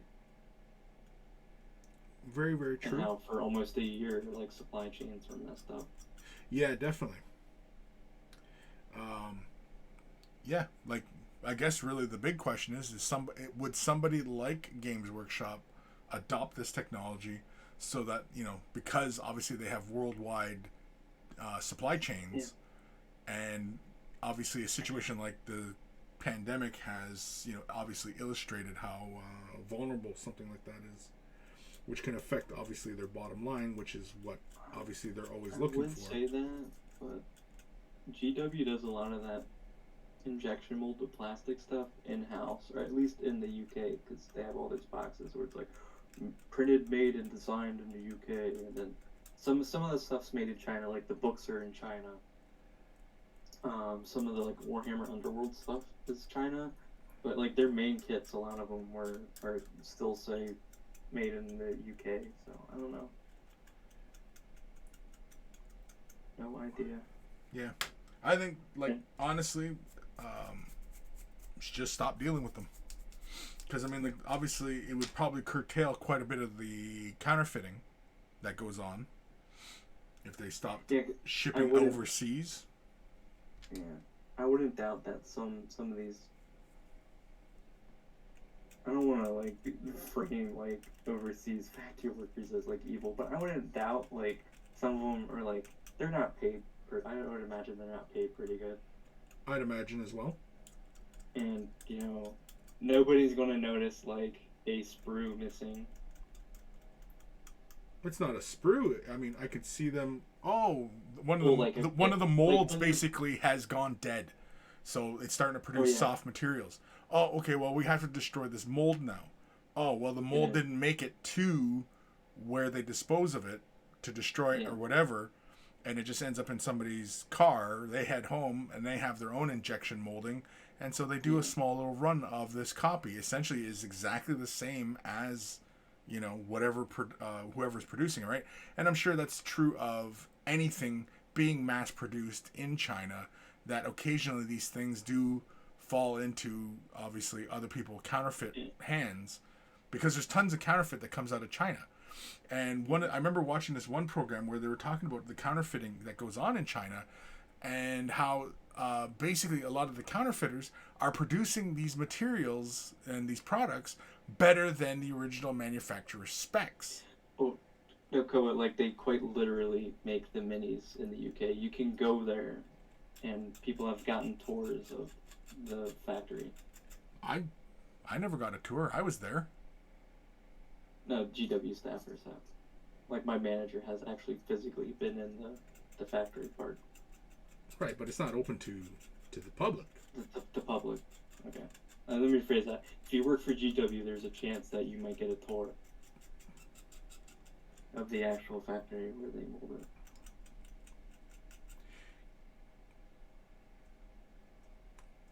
All I'm saying is that it should just be within, you know. Mm-hmm. Oh no, I agree. In-house always technically better for the supply chain. Yeah. And it's not a problem endemic in just China. I mean, even in the U.S., the phrase "fell off the back of a truck" didn't actually fall off the back of a truck. Yeah, that's an expression here as well. That's a very common one, and I know truck drivers, and yeah, it happens. It happens with quite a bit of frequency as well.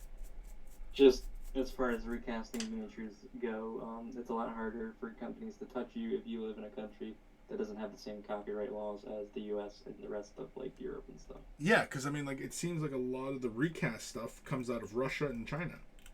Mm-hmm. And I think it's because both of those countries require you to produce products in that country that hold a copyright. If I remember correctly. Well, that's some shady shit right there. I'm not a copyright lawyer. I'm not a copyright expert. It's just, neither am I. But if I remember correctly, it's something along the lines of like, because copycat cars is a big thing over in like China, where it's like Jaguar, but it's not cars made by Jaguar, and they don't say Jaguar. It's just the Jaguar design that some other company has just copied, because Jaguar doesn't make their cars over there. Right. Kim, here in Europe, if it packed in the box here, we can say it is a European product. So everything GW has in the box is printed and molded in China and packed in cardboard boxes, and it's made in England. Oh, really? Okay, so all the stuff can be made in another country, but if it's all assembled and everything in say England, then they can say it's made in England. Ah, interesting. Old Jolly, I'm sure they can reverse engineer a mold from actual sprues. Seems quite easy. Oh yeah, no, they definitely could just do it from sprues, but it's easier just to steal the mold, because the mold will give you exact copies, right? Yeah, but the UK or GW does make a lot of their models in the UK because it's well, the factory's there. Like I'm pretty sure the paints are done in GW. Now I can't say for certain because I wanted a tour. I asked for a tour when I got to visit GWs, and I wanted a tour, but they wouldn't let me. So I walked around on my own. No, I'm just kidding. No. The door was just open. Their door. The door was open. No, they've got proper security. They've got badges for areas. And... So they do make most of the minis there, because they do label which mini sets are actually physically like printed in China, because it'll say designed in the UK, and then made in China. That's what they did with their Underworlds, and then the pre-built, or not the pre-built, the push fit. Right. And their terrain kits. But like your Space Wolf Tactical Squad, or your I don't know if the Necron Warriors or push fit, they might be China. But like your Space Marine Tactical Squad is all UK.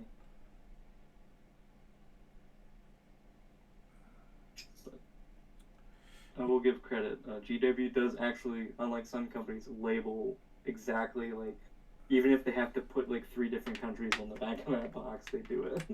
Yeah, well, I think that's probably UK law that makes them do that. Yeah. It's not the... Because the UK is different than the EU, especially now since, they're not part of the EU anymore. Yeah, exactly, right. Do we have any folks from the UK in here? Can chime in on this shit?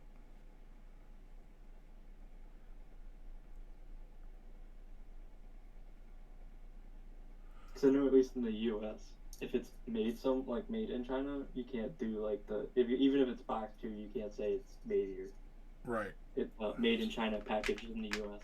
Yeah.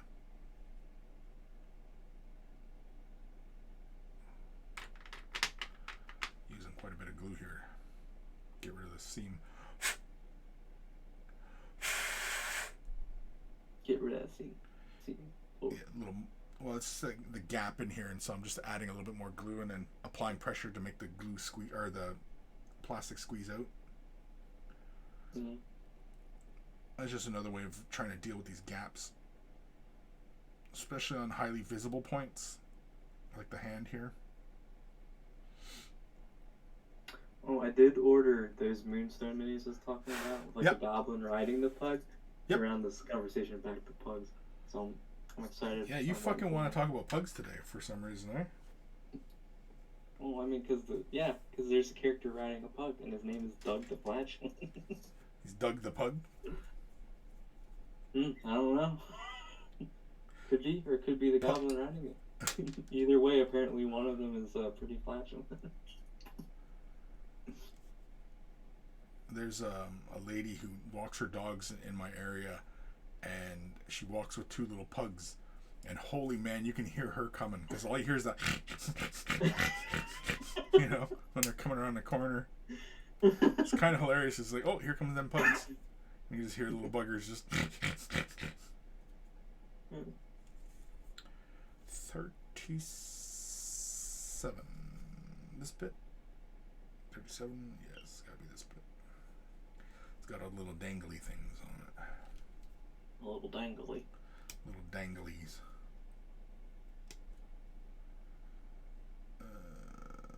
Let's go. So what are you excited for coming up in the future, whether it be... The future? Like in general or gaming wise? The next couple. Gaming or somewhat related to the stuff we talk about in Discord. Fuck. Like if you're going to, I don't know, McDonald's tomorrow. I don't know. Oh, am I excited to go to McDonald's? I'm never... Not excited to go to McDonald's tomorrow, but yeah, hobby related, convention related. Well, convention, movie or gaming. Convention, I'm concerned. if we'll be able to cross coming from Canada into the States. I'm not 100% sure, as those fucking rules keep changing. So, I'm not sure if I'm going to be able to do Adepticon this year. As it is right now, it looks like it is mostly no, but that might change. And unfortunately, if you want to make plans, I mean, for me to get a room in that area, I mean, like, I got to make that now, right? And so, I mean, like, I can always book the room and then cancel and blah, blah, blah, right? Yeah. Like, it's not going to cost me nothing. But the fucking plane ticket, I got to buy now if I want to get a good price on it. And last time I did that, the pandemic started, and fucking, I can't remember what airline I went with, but yeah, they took my money. They didn't give you credit or anything? No, they didn't give me fuck all. I was kind of pissed about that. Yeah. I don't want to do. You know what airline it was? I can't remember. I'm sure I can go back into my records and find which airline it was. Yeah. I want to say it was Southwest, but it might not be. Oh wow, because Southwest gave me my money back. Yeah, but anyway, so yeah, I'm excited for Adepticon. I don't know if I'll be able to attend though, but I am excited for it because I want to go. I was also planning on doing the LVO, but I'm not sure if that is even happening. I think it is, but yeah. It's happening, but Canadian. Yeah. Let me just check. And read something that the Canadian-American border might be closed. Yeah. So the other thing is I'm excited for Dune. I want to see that in IMAX, and the IMAX theater that's in my area won't be open until like late fall. So I don't know if I want to wait until IMAX, because I want to see this in IMAX, because I watched Dunkirk, and that one was shot in IMAX, and I was like, yeah, this would have been really great to watch in IMAX. And so I told myself that if there was a movie coming out in IMAX and was shot in IMAX and was made for IMAX, the IMAX experience, I wanted to go see it in IMAX. And of course, the theater that's pretty local is shut down for the time being. They're relocating, apparently. But there is apparently another theater that does laser projection, which is, I guess, kind of in the same vein as IMAX. So there's hope, I guess. Because I would definitely like to experience it the way it should be experienced in a theater on IMAX. You know what I mean? And yeah. So I would like that to happen. That's what I'm excited for. Dune. That's only in a couple weeks. So I gotta find it. Because otherwise I gotta go for like a 2-hour fucking ride to go to another IMAX theater, which I don't want to do, versus the theater that is close by. It's actually kind of, I think it's like a part of a small chain. I don't think they're a big chain. They might not even be a chain. It might be even just completely independent. But they're advertising a laser projection. It's a new thing, and I guess it's something that is very common, I guess, for IMAX. I don't know if IMAX is a laser projection. I don't know, but anyway, I want to watch Dune. And I'm not watching it on the streaming. I want to go to the show and watch it. So, yeah. I was checking the Canadian border. I can cross the border and then get back. Yes. I don't know if the U.S. will even allow you to come over. Yeah. Canadian. Well, I knew that because currently, because my daughter's boyfriend came for a visit and he's in the States. And so, yeah, I knew that one. Because the testing and everything like that is all over the place. And again, it is more of Canada's restrictions more than the U.S.'s restrictions. The U.S. is starting to try to open up and everything like that, whereas Canada right now, like there's a few provinces that are seeing big spikes, and from what I've understand, if the news is to be believed, that there's like no fucking beds. So basically, they're in a situation where people are dying in the fucking hallway kind of thing, right? Because there's no beds. Kim, you can actually feel it on the plastic. The stuff from China is softer. Oh, wait, his comment before that. They have a huge factory in Nottingham, but it's still some of the models are made in China, most of the terrain. Yep. Yeah. England is now like Norway and not part of the EU. Norway's not part of the EU? No, I always thought it was. Anyway, we don't even accept euros here in Norway. Really? I thought Norway was part of the EU. Nope, they are not. They are their own. Well, yeah, I know that now. And fucking Kim just told me he lives in the Norway. Old Jolly, yes. All Chinese plastic models are softer. The 1/16 models from Dragon are super soft. 1/16s from Dragon. I'm not familiar with those old dragon, or dragon. I'm not familiar with that. It's they do like military models and stuff. Oh, okay. Kim, we opened up the country yesterday at 16. All restrictions went away. Now we have never been part of the EU. Oh, yeah, interesting. Didn't know. I forget what the Norwegian dollar is called. Yeah, the krone or something like that, I think it's called. Norwegian dollar. That's not dollar. That's there we go. Yeah, Norwegian krone.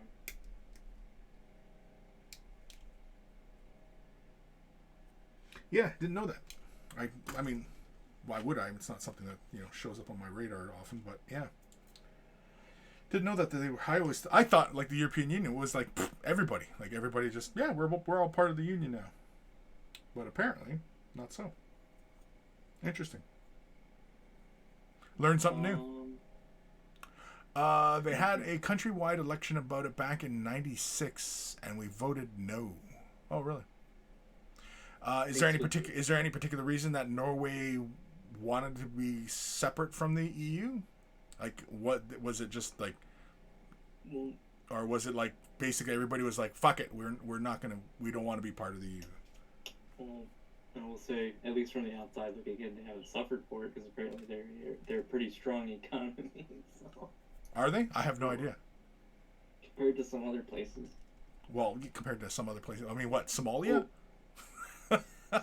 Well, no. Like when we're talking comparisons, I mean, who are we talking comparisons? Places, You know what I mean? Like, yeah, Norway's doing better than Somalia. Well, fucking duh. Yeah, no, the krone seems to be. See, they're one of the top 5 richest countries in the world.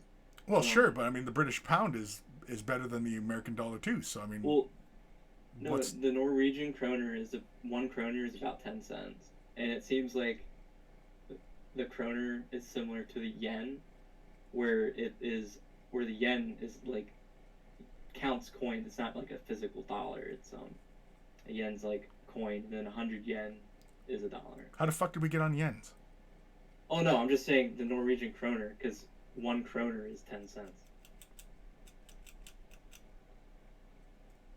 Okay, that still doesn't answer why they didn't join the EU and they stayed out of it.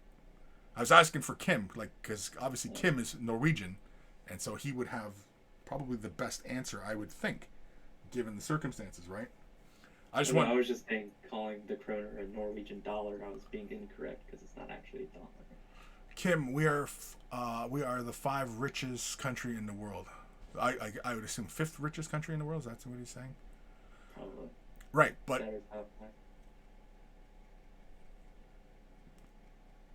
why didn't Norway join the EU? Because Kim is about roughly almost my age, so I mean he was there when people were talking about it. So yeah, he would have probably voted on it, maybe. No, I think Kim's a bit younger, and in '96. Oh no, '96. Yeah, he could have been in voting age, if it's similar voting age around here. Don't know. It could be 25 to get the vote. No idea.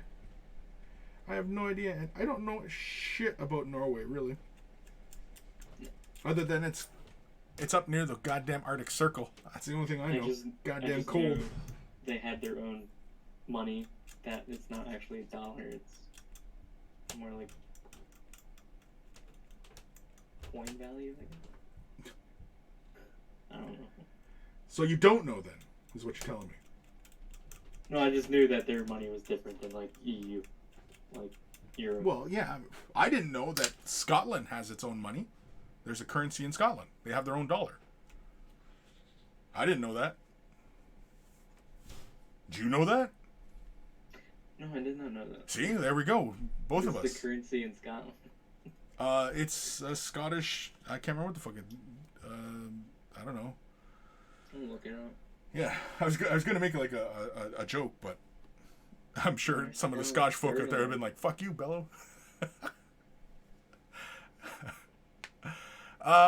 Kim, the economy. We take up over 70% of the world's oil. You take up over so you guys are hogging up all the oil, and we did not want to share the riches with the union. And I was 16 in '96, so I did not vote on it and was 2 years too young. Yeah. Okay, so you were just sick. Yeah, you were 16 in 96. Okay. So the But yeah, so basically Norway wanted to hoard the resources for themselves. That's what I'm hearing. They didn't want to share with the rest of Europe. They said, "Fuck y'all, we're staying."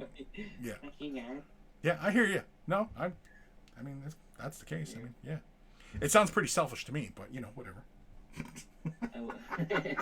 I'm just teasing. I'm just teasing. But that is kind of fucked.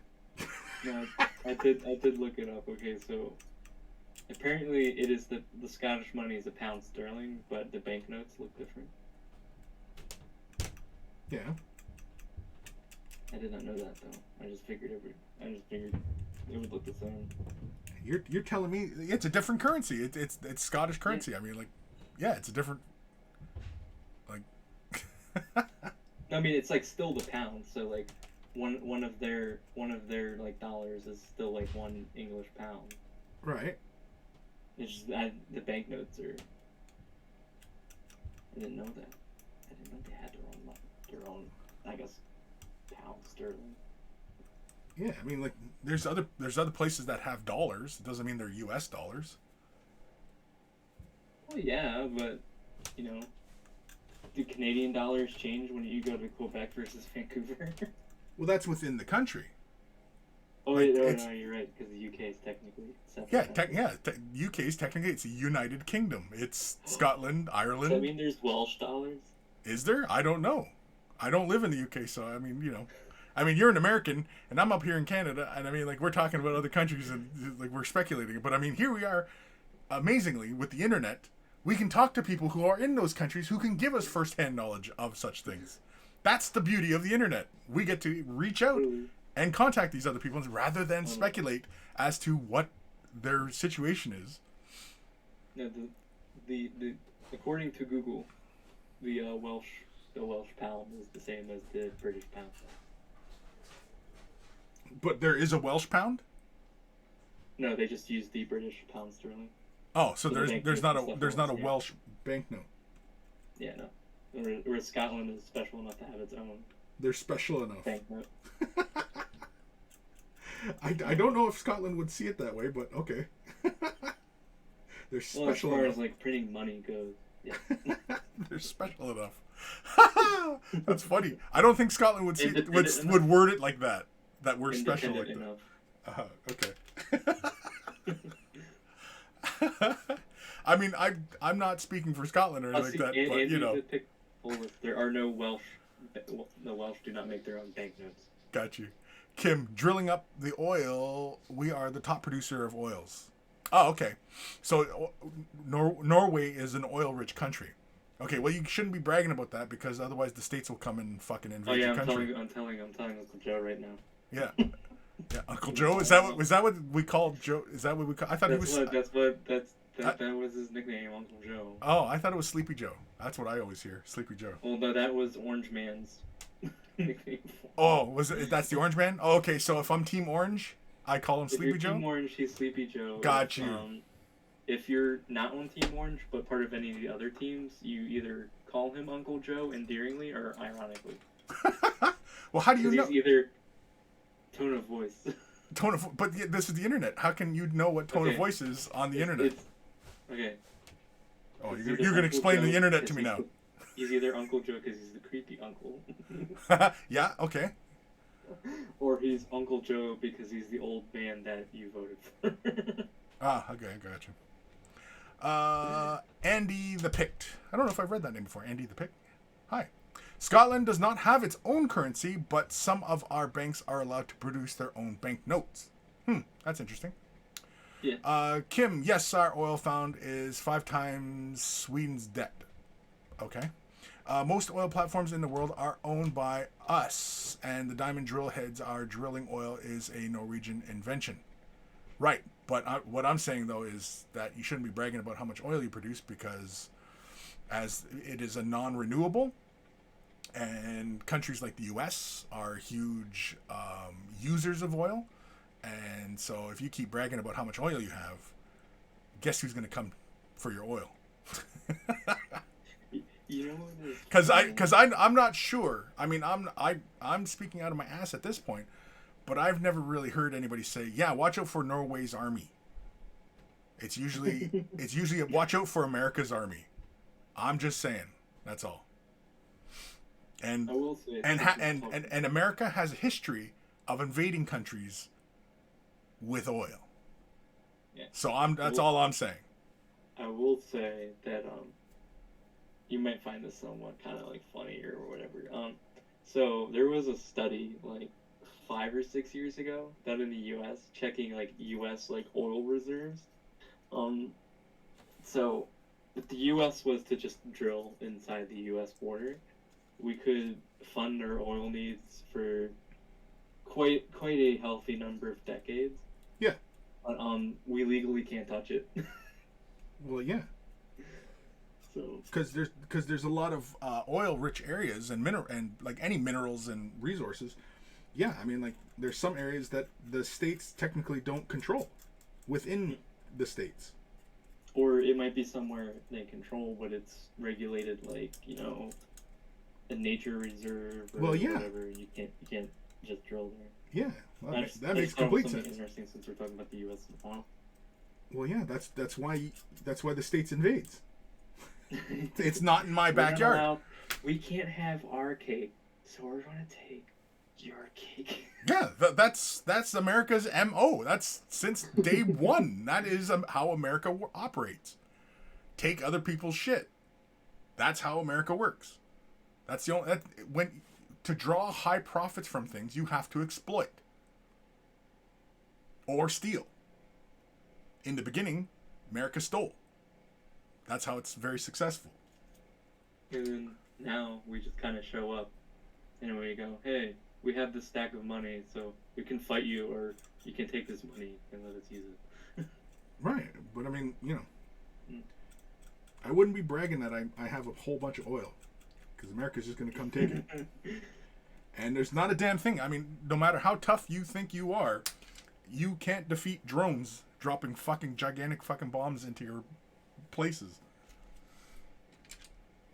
And it only takes a couple strategic hits to just knock out a fucking country's infrastructure. No, I already made a PowerPoint and official press release for Uncle Joe on how Norway needs to become the 51st U.S. thing. Yeah. And the other one is like, you know, Norway, I mean, like, they're so damn close to Russia. Russia could be the one knocking on their fucking door.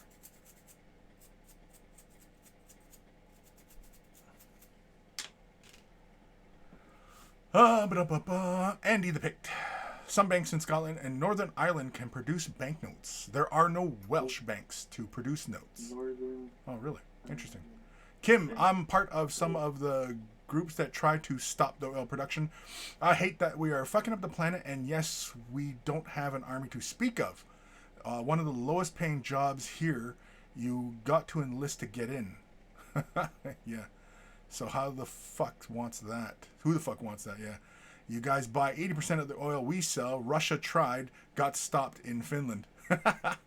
Right. But I mean, again, that's like, if you're thinking that they can't just come by waterways, right? So I mean, America if America was to invade Norway, well, they're going to do it from England, right? Because America's got a whole bunch of bases in England. I mean, anywhere in fucking Europe, really. You can do it from Germany. America has a bunch of bases in Germany. There's a whole bunch of staging points. Controlling the seaway. America's got this gigantic ass fleet. They don't even have to. They don't even have to fucking. Chris is now like stream twitching battle plans for. Yeah, battle plans for the U.S. invading of Norway. It's in the category of unlikeliest of scenarios. Yes, this is it's in that category. But all I'm saying is hypothetically, there's not a lot they can do. If America's coming for your oil, what country other than Russia and maybe China, but China's not known for producing a whole shit ton of oil, they're going to come for it. I mean, there's not a lot of countries that stand any moderate chance of resisting, right? I mean, Afghanistan, that as quagmire as that was, you know, they got it done. They were in, and they took what they wanted.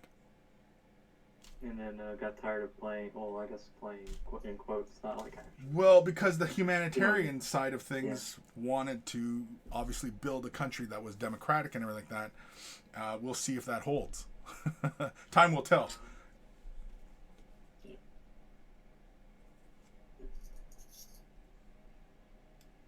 Let's go to make a joke. I forget what it was. Oh yeah, the State Department's going to show up Chris's door with like plain. We need you on, you know, you're part of the cabinet now. on Sleepy Joe's cabinet? Yeah? You could see me part of Sleepy Joe's cabinet? Yeah, maybe. I don't know. You could know more things than you're letting people know. I could. You're right. You have no idea what kind of skills and knowledge I possess. That is true. I could be a sleeper agent for some fucking foreign power, and you have no idea. And here I am spreading propaganda. You don't know. You just don't know. Nobody has said your activation phrase. Yeah. Yeah, I have an activation phrase. Yeah. Kim, we've got the biggest coastline in mainland Europe. Sure. That ain't gonna stop America coming. America's got big fucking boats, which are mobile islands where they carry air force. They could just pack them full of drones, pack them full of bombs, bomb the fuck out of you for weeks. Until your infrastructure is completely fucked and irreversible, and then they come in and then they just go for the oil spots, wherever the oil's being produced, and they just go there, they secure that, and yeah, you guys are fighting from the mountains, but they're not too worried about it because they've just been fighting for 20 years, people hiding in mountains. Like, again, like there's no good scenario if America just sets its sight on whatever country they want to fucking occupy. They'll do it. There's not a fucking thing you can do about it. Other than resist, of course. You can resist, sure. It's not going to go well.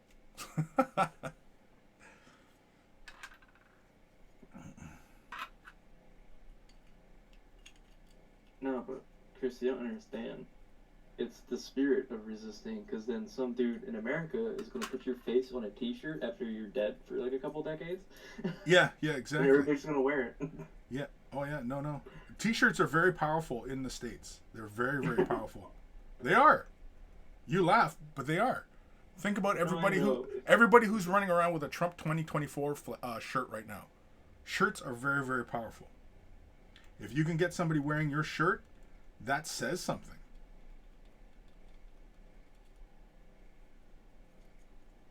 Shirts are very, very powerful. I was Googling. I wasn't disagreeing with you, but it's like, you know. Oh, feel free to disagree with me. I'm wrong I'm a lot. I'm agreeing. Cause it's just funny, because if you think about it, like every Joe Schmo t-shirt manufacturer in the U.S. puts pretty much every world leader or historical figure's face on a t-shirt. Yeah. Kim, they sunk Tirpitz, the huge German army boat in World War II, just an hour away from where I live. Yeah, again, America, like, World War II tactics are completely done with. The age of tanks is gone. Like, you're talking, like, even if Norway resisted an invasion from America, America's just going to use drones. You're not even going to end up killing any American soldiers. You're going to kill robots. Like, again, but no, that's the boat any country is facing from an invasion from America. They're going to bombard the fuck out of you, and America is sitting on a huge stockpile of munitions from the Second World War. So they would use up all that first before busting out the really fun missiles that drill through fucking 10 feet of concrete before exploding. Like, yeah. It's not a good scenario. An invasion of robots. It's Skynet. Really, America's Skynet. In that situation. Oh shit, you found out. Americans don't actually exist. It's a giant, like, empty spot. Like a giant hole. Yeah. In the globe. Yeah, no, you found out. No, it's a computer hole. Yeah, exactly. I mean, like, there's, like, And not to mention the fact that apparently, there are American boats, destroyers apparently, that are operating with railguns. They're testing out railguns right now. These fucking guns that can fire from many miles away, which penetrate through fucking feet upon feet of metal. They have that destructive capacity. Like, there's so many crazy ass weapons that America has. America is just a weapon fucking country. I like watching the railgun videos that the Navy sometimes puts on YouTube. It's really neat because it's literally just magnets, like super propelling. Exactly, right? And and of course, whenever they're showing those demonstrations, what are they shooting at? Mock-ups of other boats. Yeah, it's usually mock-ups of Russian boats. But I can't remember the last time anybody was talking about how scary a Russian boat was, other than their submarines. I'm going to be honest, I think it's because it's just the stockpile of, like, targets from the Cold War. Yeah, probably, yeah. They're just using up the stockpile. Again, America has a stockpile of all sorts of shit. Like, munitions from the Second World War. And I think in the first couple days of the Afghanistan invasion, that's what they were dropping, was just a bunch of World War II munitions. Because those B-52s were just dropping fucking just large amounts of ordnance, and I'm pretty sure that's what they were doing with the last 4 battleships the U.S. Navy had, the Iowa class. Like during Vietnam and the Gulf War, the first Gulf War, they were shooting projectiles out of the cannons, even though they put missile systems on the ships. They were shooting the main guns on their ships just because they had the crap for it laying around. Yeah, they just had the munition just sitting around. They just use it up. Because war costs money, right? It costs money to fund a war and to, have people there because everybody's got to get paid. Everything has a price tag. Mm-hmm. But that's okay because America's got tons of it.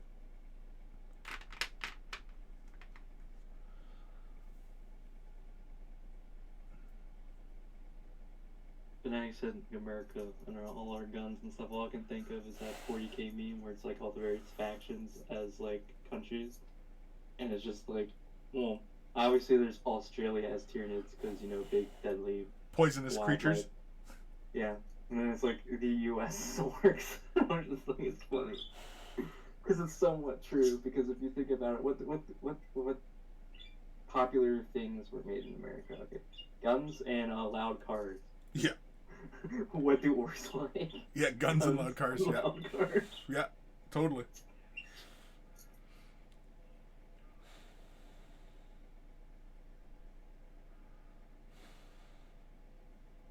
I'm gonna find that meme because some of them are pretty good. Kim, then America and Norway got a really good relationship and makes tons of money each year. So it is a never scenario. Never say never.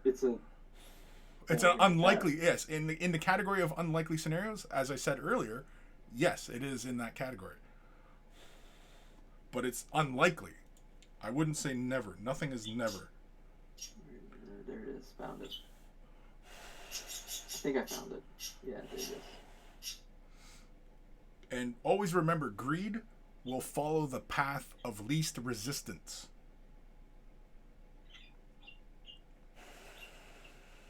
Greed will follow the path of least resistance.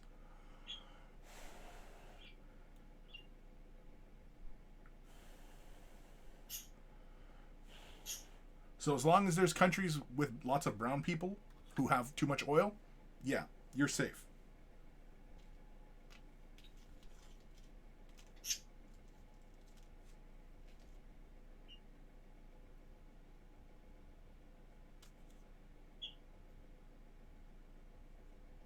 I found the meme. Oh yeah, okay, so I found the meme, and the Australian one not only is it Tyranids, it's flipped upside down.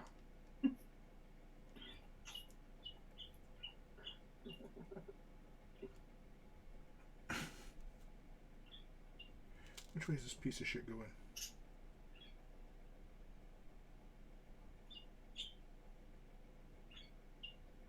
I can't tell which way this piece of shit goes in.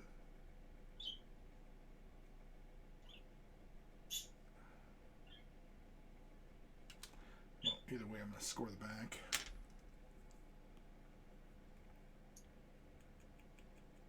Let's see what else is there.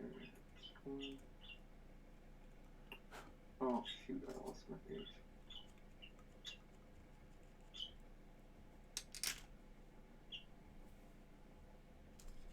Oh wait, do I have this the right way? Shit.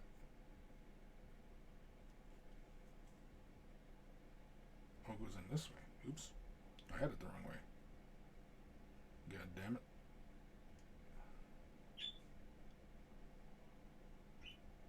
Now I'm confused again because now I still don't know which way this goes. Let's go this way. Oh dang! Let's go this way.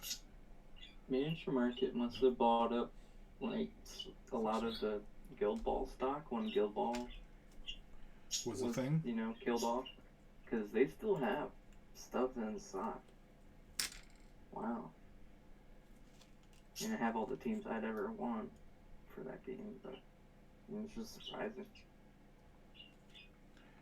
Why are you surprised? Or that the stock is still there, kind of thing.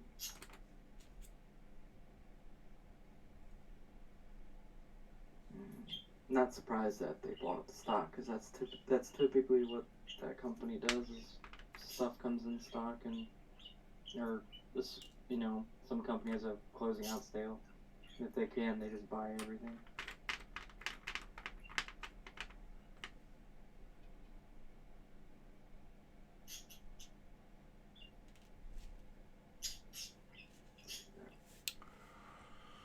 What time we at here? Holy camoles, it's already...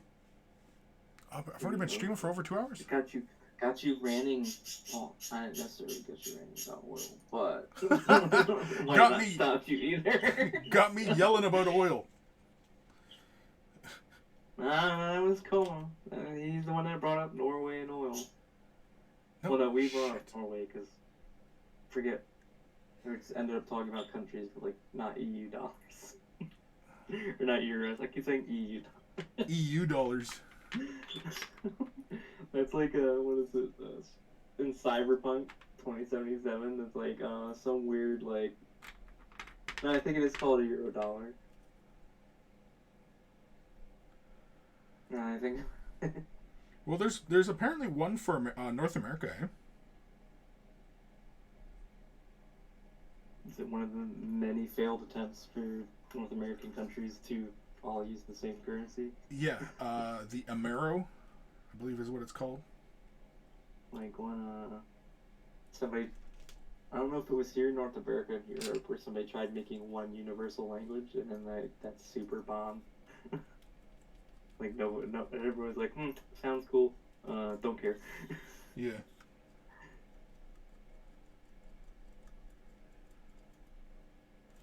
Well, there's a lot of resistance to globalization, right?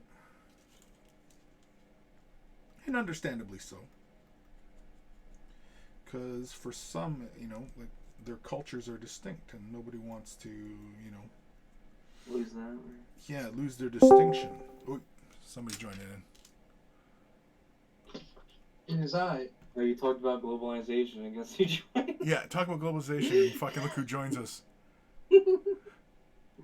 Yeah. Hey, I was out at lunch. I don't know what the fuck you guys are talking about.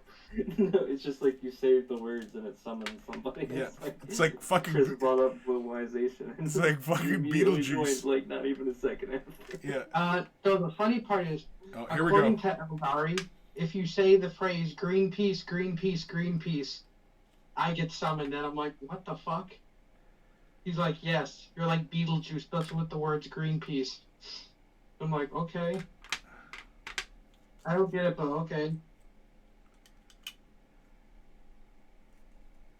Are you guys live, or is this just fucking around? Live.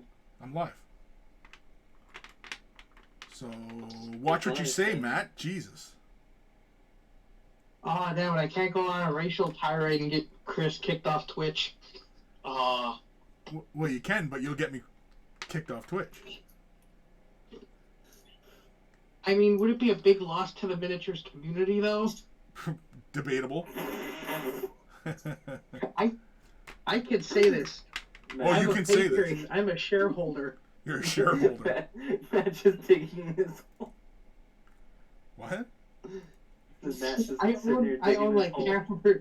I own like 0.5% of Way of the Brush. 0.5%? Yeah, you see, I ran out of money before I could get the full percent.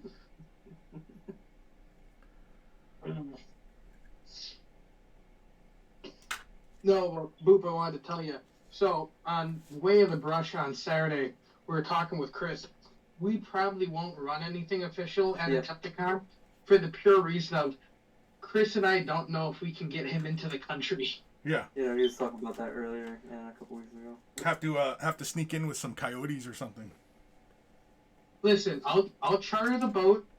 You'll just have to swim out and meet us. That's not too hard. Over by, which is close to me, Fort Erie, there's a spot, there's a high current, but you can swim it. I'll probably get swept up in the current, but it can be done. It's a little obvious, though. It's a little obvious, though, because the Border Patrol is, like, right there. If you got swept up in the current, Matt could use the excuse to come over and I don't know whatever little boat he's in, because, you know. Oh, he's trying true. to save you. He's trying to save you. Yeah, he's all about the boots, so, yeah. He's trying to save you, and then he got disoriented and ended up bringing you to the wrong side. Actually, no, what I was going to say is, I went fishing and I caught this really ugly fish. That's not very nice. I have feelings, you know. Hurt. I thought you were like a bureaucrat. You're just a soulless drone.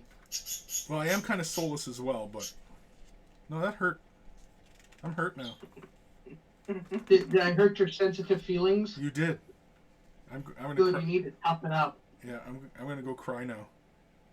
I want like 1970s Chris back of where he was like whipping the neighbors with the whipstick from the cars. What? That's a weird fetish you got there, Matt. I want you to whip me like the quirk. That's weird. But I can accommodate. I can accommodate the request. It's weird, but I can accommodate it. On that. If you pay me like another $25 on Patreon, sure, Matt, I'll hit you. Yeah, I can kick the crap out of you if you want. Yeah. I can put on some high heels and stomp on your scrotum. Sure, I can totally do that. No, we're not into that. No. Oh. I'm sorry. If All you right. hit me in the balls, it's like a full reset button. It's like, okay, do not pass go, do not collect $200. We got full stop. Oh. Well, that's no fun. It's like, good try, guys. Time to come back tomorrow. Alrighty. I'm done for now. Yes, it is because Matt just showed up. But yeah. I was trying to rib you there, buddy. Okay, Matt. Yeah. It doesn't work on me anymore. I've hung around for too long. I've just become desensitized to it. You are a little desensitized.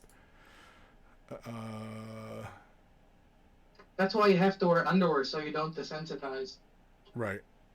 Kim says, got a friend that's into that stuff, getting his balls stepped on by chicks in high heels. Is he one of your more colorful friends? More interesting? Because Matt's also into it too, and he's kind of interesting. Are there groups that you go to for that kind of stuff? Yes, but it's mostly filled with Japanese men. Really? Interesting. So hanging around that many Japanese men, have you picked up any? Like Japanese, not men. No. No? Oh. No, I have not. Maybe you should be paying more attention then, because I get a feeling that's an opportunity to, for personal growth, to, learn another language, essentially. Everybody really should learn other languages so that, I tried to learn Mandarin once and then it got too hard. Gotcha. I failed like 2 years of Mandarin in high school. I said, you know what, that's enough. I'm done. Of school or the language? specifically of the language. Oh. I actually had to repeat a year of Mandarin. Now, how come they were teaching you Mandarin, not Cantonese? Or both? Because, so, in the 50s, when Mao took over China, there was a problem where the different provinces could not speak to each other effectively because Cantonese is radically different than any of the other dialects. So he came up with simplified Mandarin so all of the different provinces could speak to each other effectively and have a common language and writing system. Also, he made it easier for like Westerners to learn it. So if you're going to learn like a dialect of Chinese, you learn Mandarin because that's what all the Chinese school children are learning. So in theory, you can speak to anyone in or wherever who speaks Chinese. And so basically they taught you that in your class? Yes, they taught us Mandarin. No, they taught you that. Yes. Oh, interesting. Okay. Sing us out, Matt. Give us a tune. Go. Leaving. No, come on. No, that's lame. No, sing us one of your sea shanties. There once was a whale named Chris. Call me a He fucking didn't whale look now? much like a fish. He sat on his thumb, so we kicked him in the bum.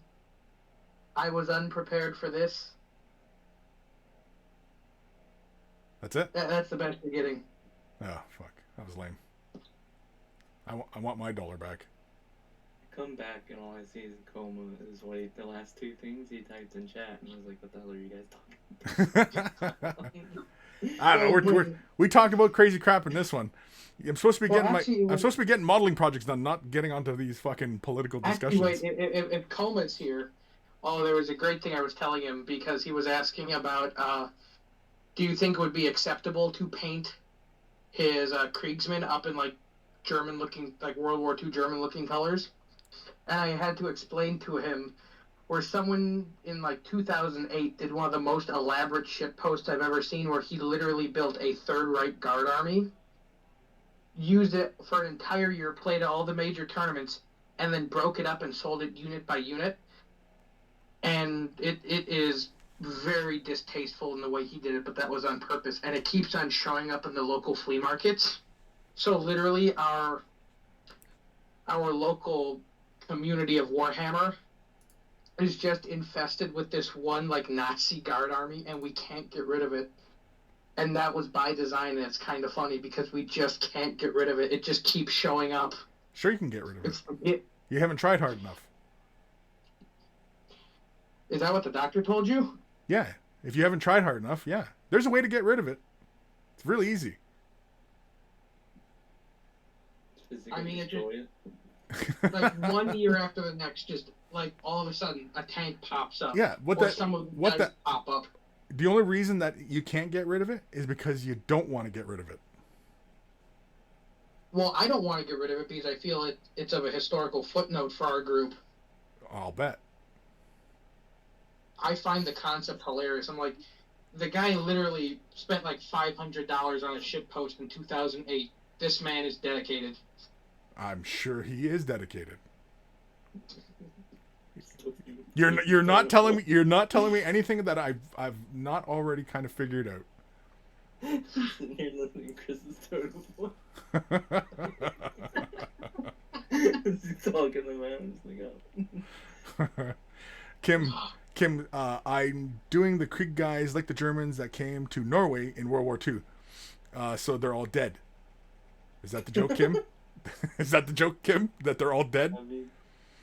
Because in my family, we famously, we killed Nazis as well. So it's a point of pride that we have a lot of dead Nazis under our belt. I was gonna say, our family didn't kill Nazis. We just killed fascist Italians because historically our family was a major part of the resistance in Italy against Mussolini. Unfortunately, we weren't there. I thought you were going to go a different route with that. I was going to say, unfortunately, we weren't there when they put him on the meat hook, but you can't win them all. Yeah, I thought you were going to go somewhere else. I thought maybe you were going to lean towards like the mafia side of things or whatever, but gotcha. No, those are the Sicilians. Oh. Getting projects done. Here's- Where racism comes to live. There is a reason Sicily has been cut off from the rest of Italy. All right. We're done. We're being racist to pugs. Yeah, it started with fucking pugs, and it's ending in Nazi fucking Italy. Fuck. God Wait, damn did it. you say pugs? Yes, pugs. We started with this whole pugs thing, and then we've ended in racism. Wait. Why like does how every ends one of in a my Nazi streams pug end in video? racism? Wait. Why? Wait, like the Count Dankula like Nazi pug thing? No, it started Whoa. with the phrase spookums. And then we equated spookums was it sounded like it was a term of endearment. And then it's like, well, people find pugs Spookums. cute. All I'm saying is, if I walk into certain parts of Chicago and use the word spookums, they're gonna think I'm calling them something and shoot me. That's all I'm saying. That's racist. What are you doing? That's racist, Matt. That's I'm racist. saying spookum sounds like a racial slur. No, because it only sounds like that to you because you've used a combination of that in your vernacular. I will say, yes, Chicago, lots of people yell racial slurs at each other very commonly. I cannot tell you how many times at work I was called various racial slurs for Jews. And again, Because you're still alive. yes, I'm still alive. This is for posterity. Recording of This Matt is why... fucking this is being why Matt we being can't have nice racist. things. Yeah, this is why. Yeah, this is exactly why I can't have nice things. Fucking racists keep showing up. Matt, I guarantee you, Matt, like 10 years stop. down the line, you're Matt. going to dig this up and it's just going to be horrible. Matt, You bet. you should have just ended it on the sea shanty and just stopped talking. GW's going to assume it's going to be horrible. Yeah. All this racism, and I'm staring at this picture of this trog thing or swamp monster thing. Fuck. Okay, enough. We're done. We're Boop, sorry. boop. Sing us out, please. Hum us a couple bars of the theme song. Which theme song would you? Ah, fuck, I don't care. Just give me something that's not racist, please. Are you ready, kid? Guys. Aye, aye, Captain. I can hear you. Aye, Captain. Oh, who lives in a pineapple under the sea? SpongeBob SquarePants. He has pores in his head and. Fuck, are you out of breath? SquarePants. No, I'm trying not to laugh. All right, we're done. I'm ending this right here.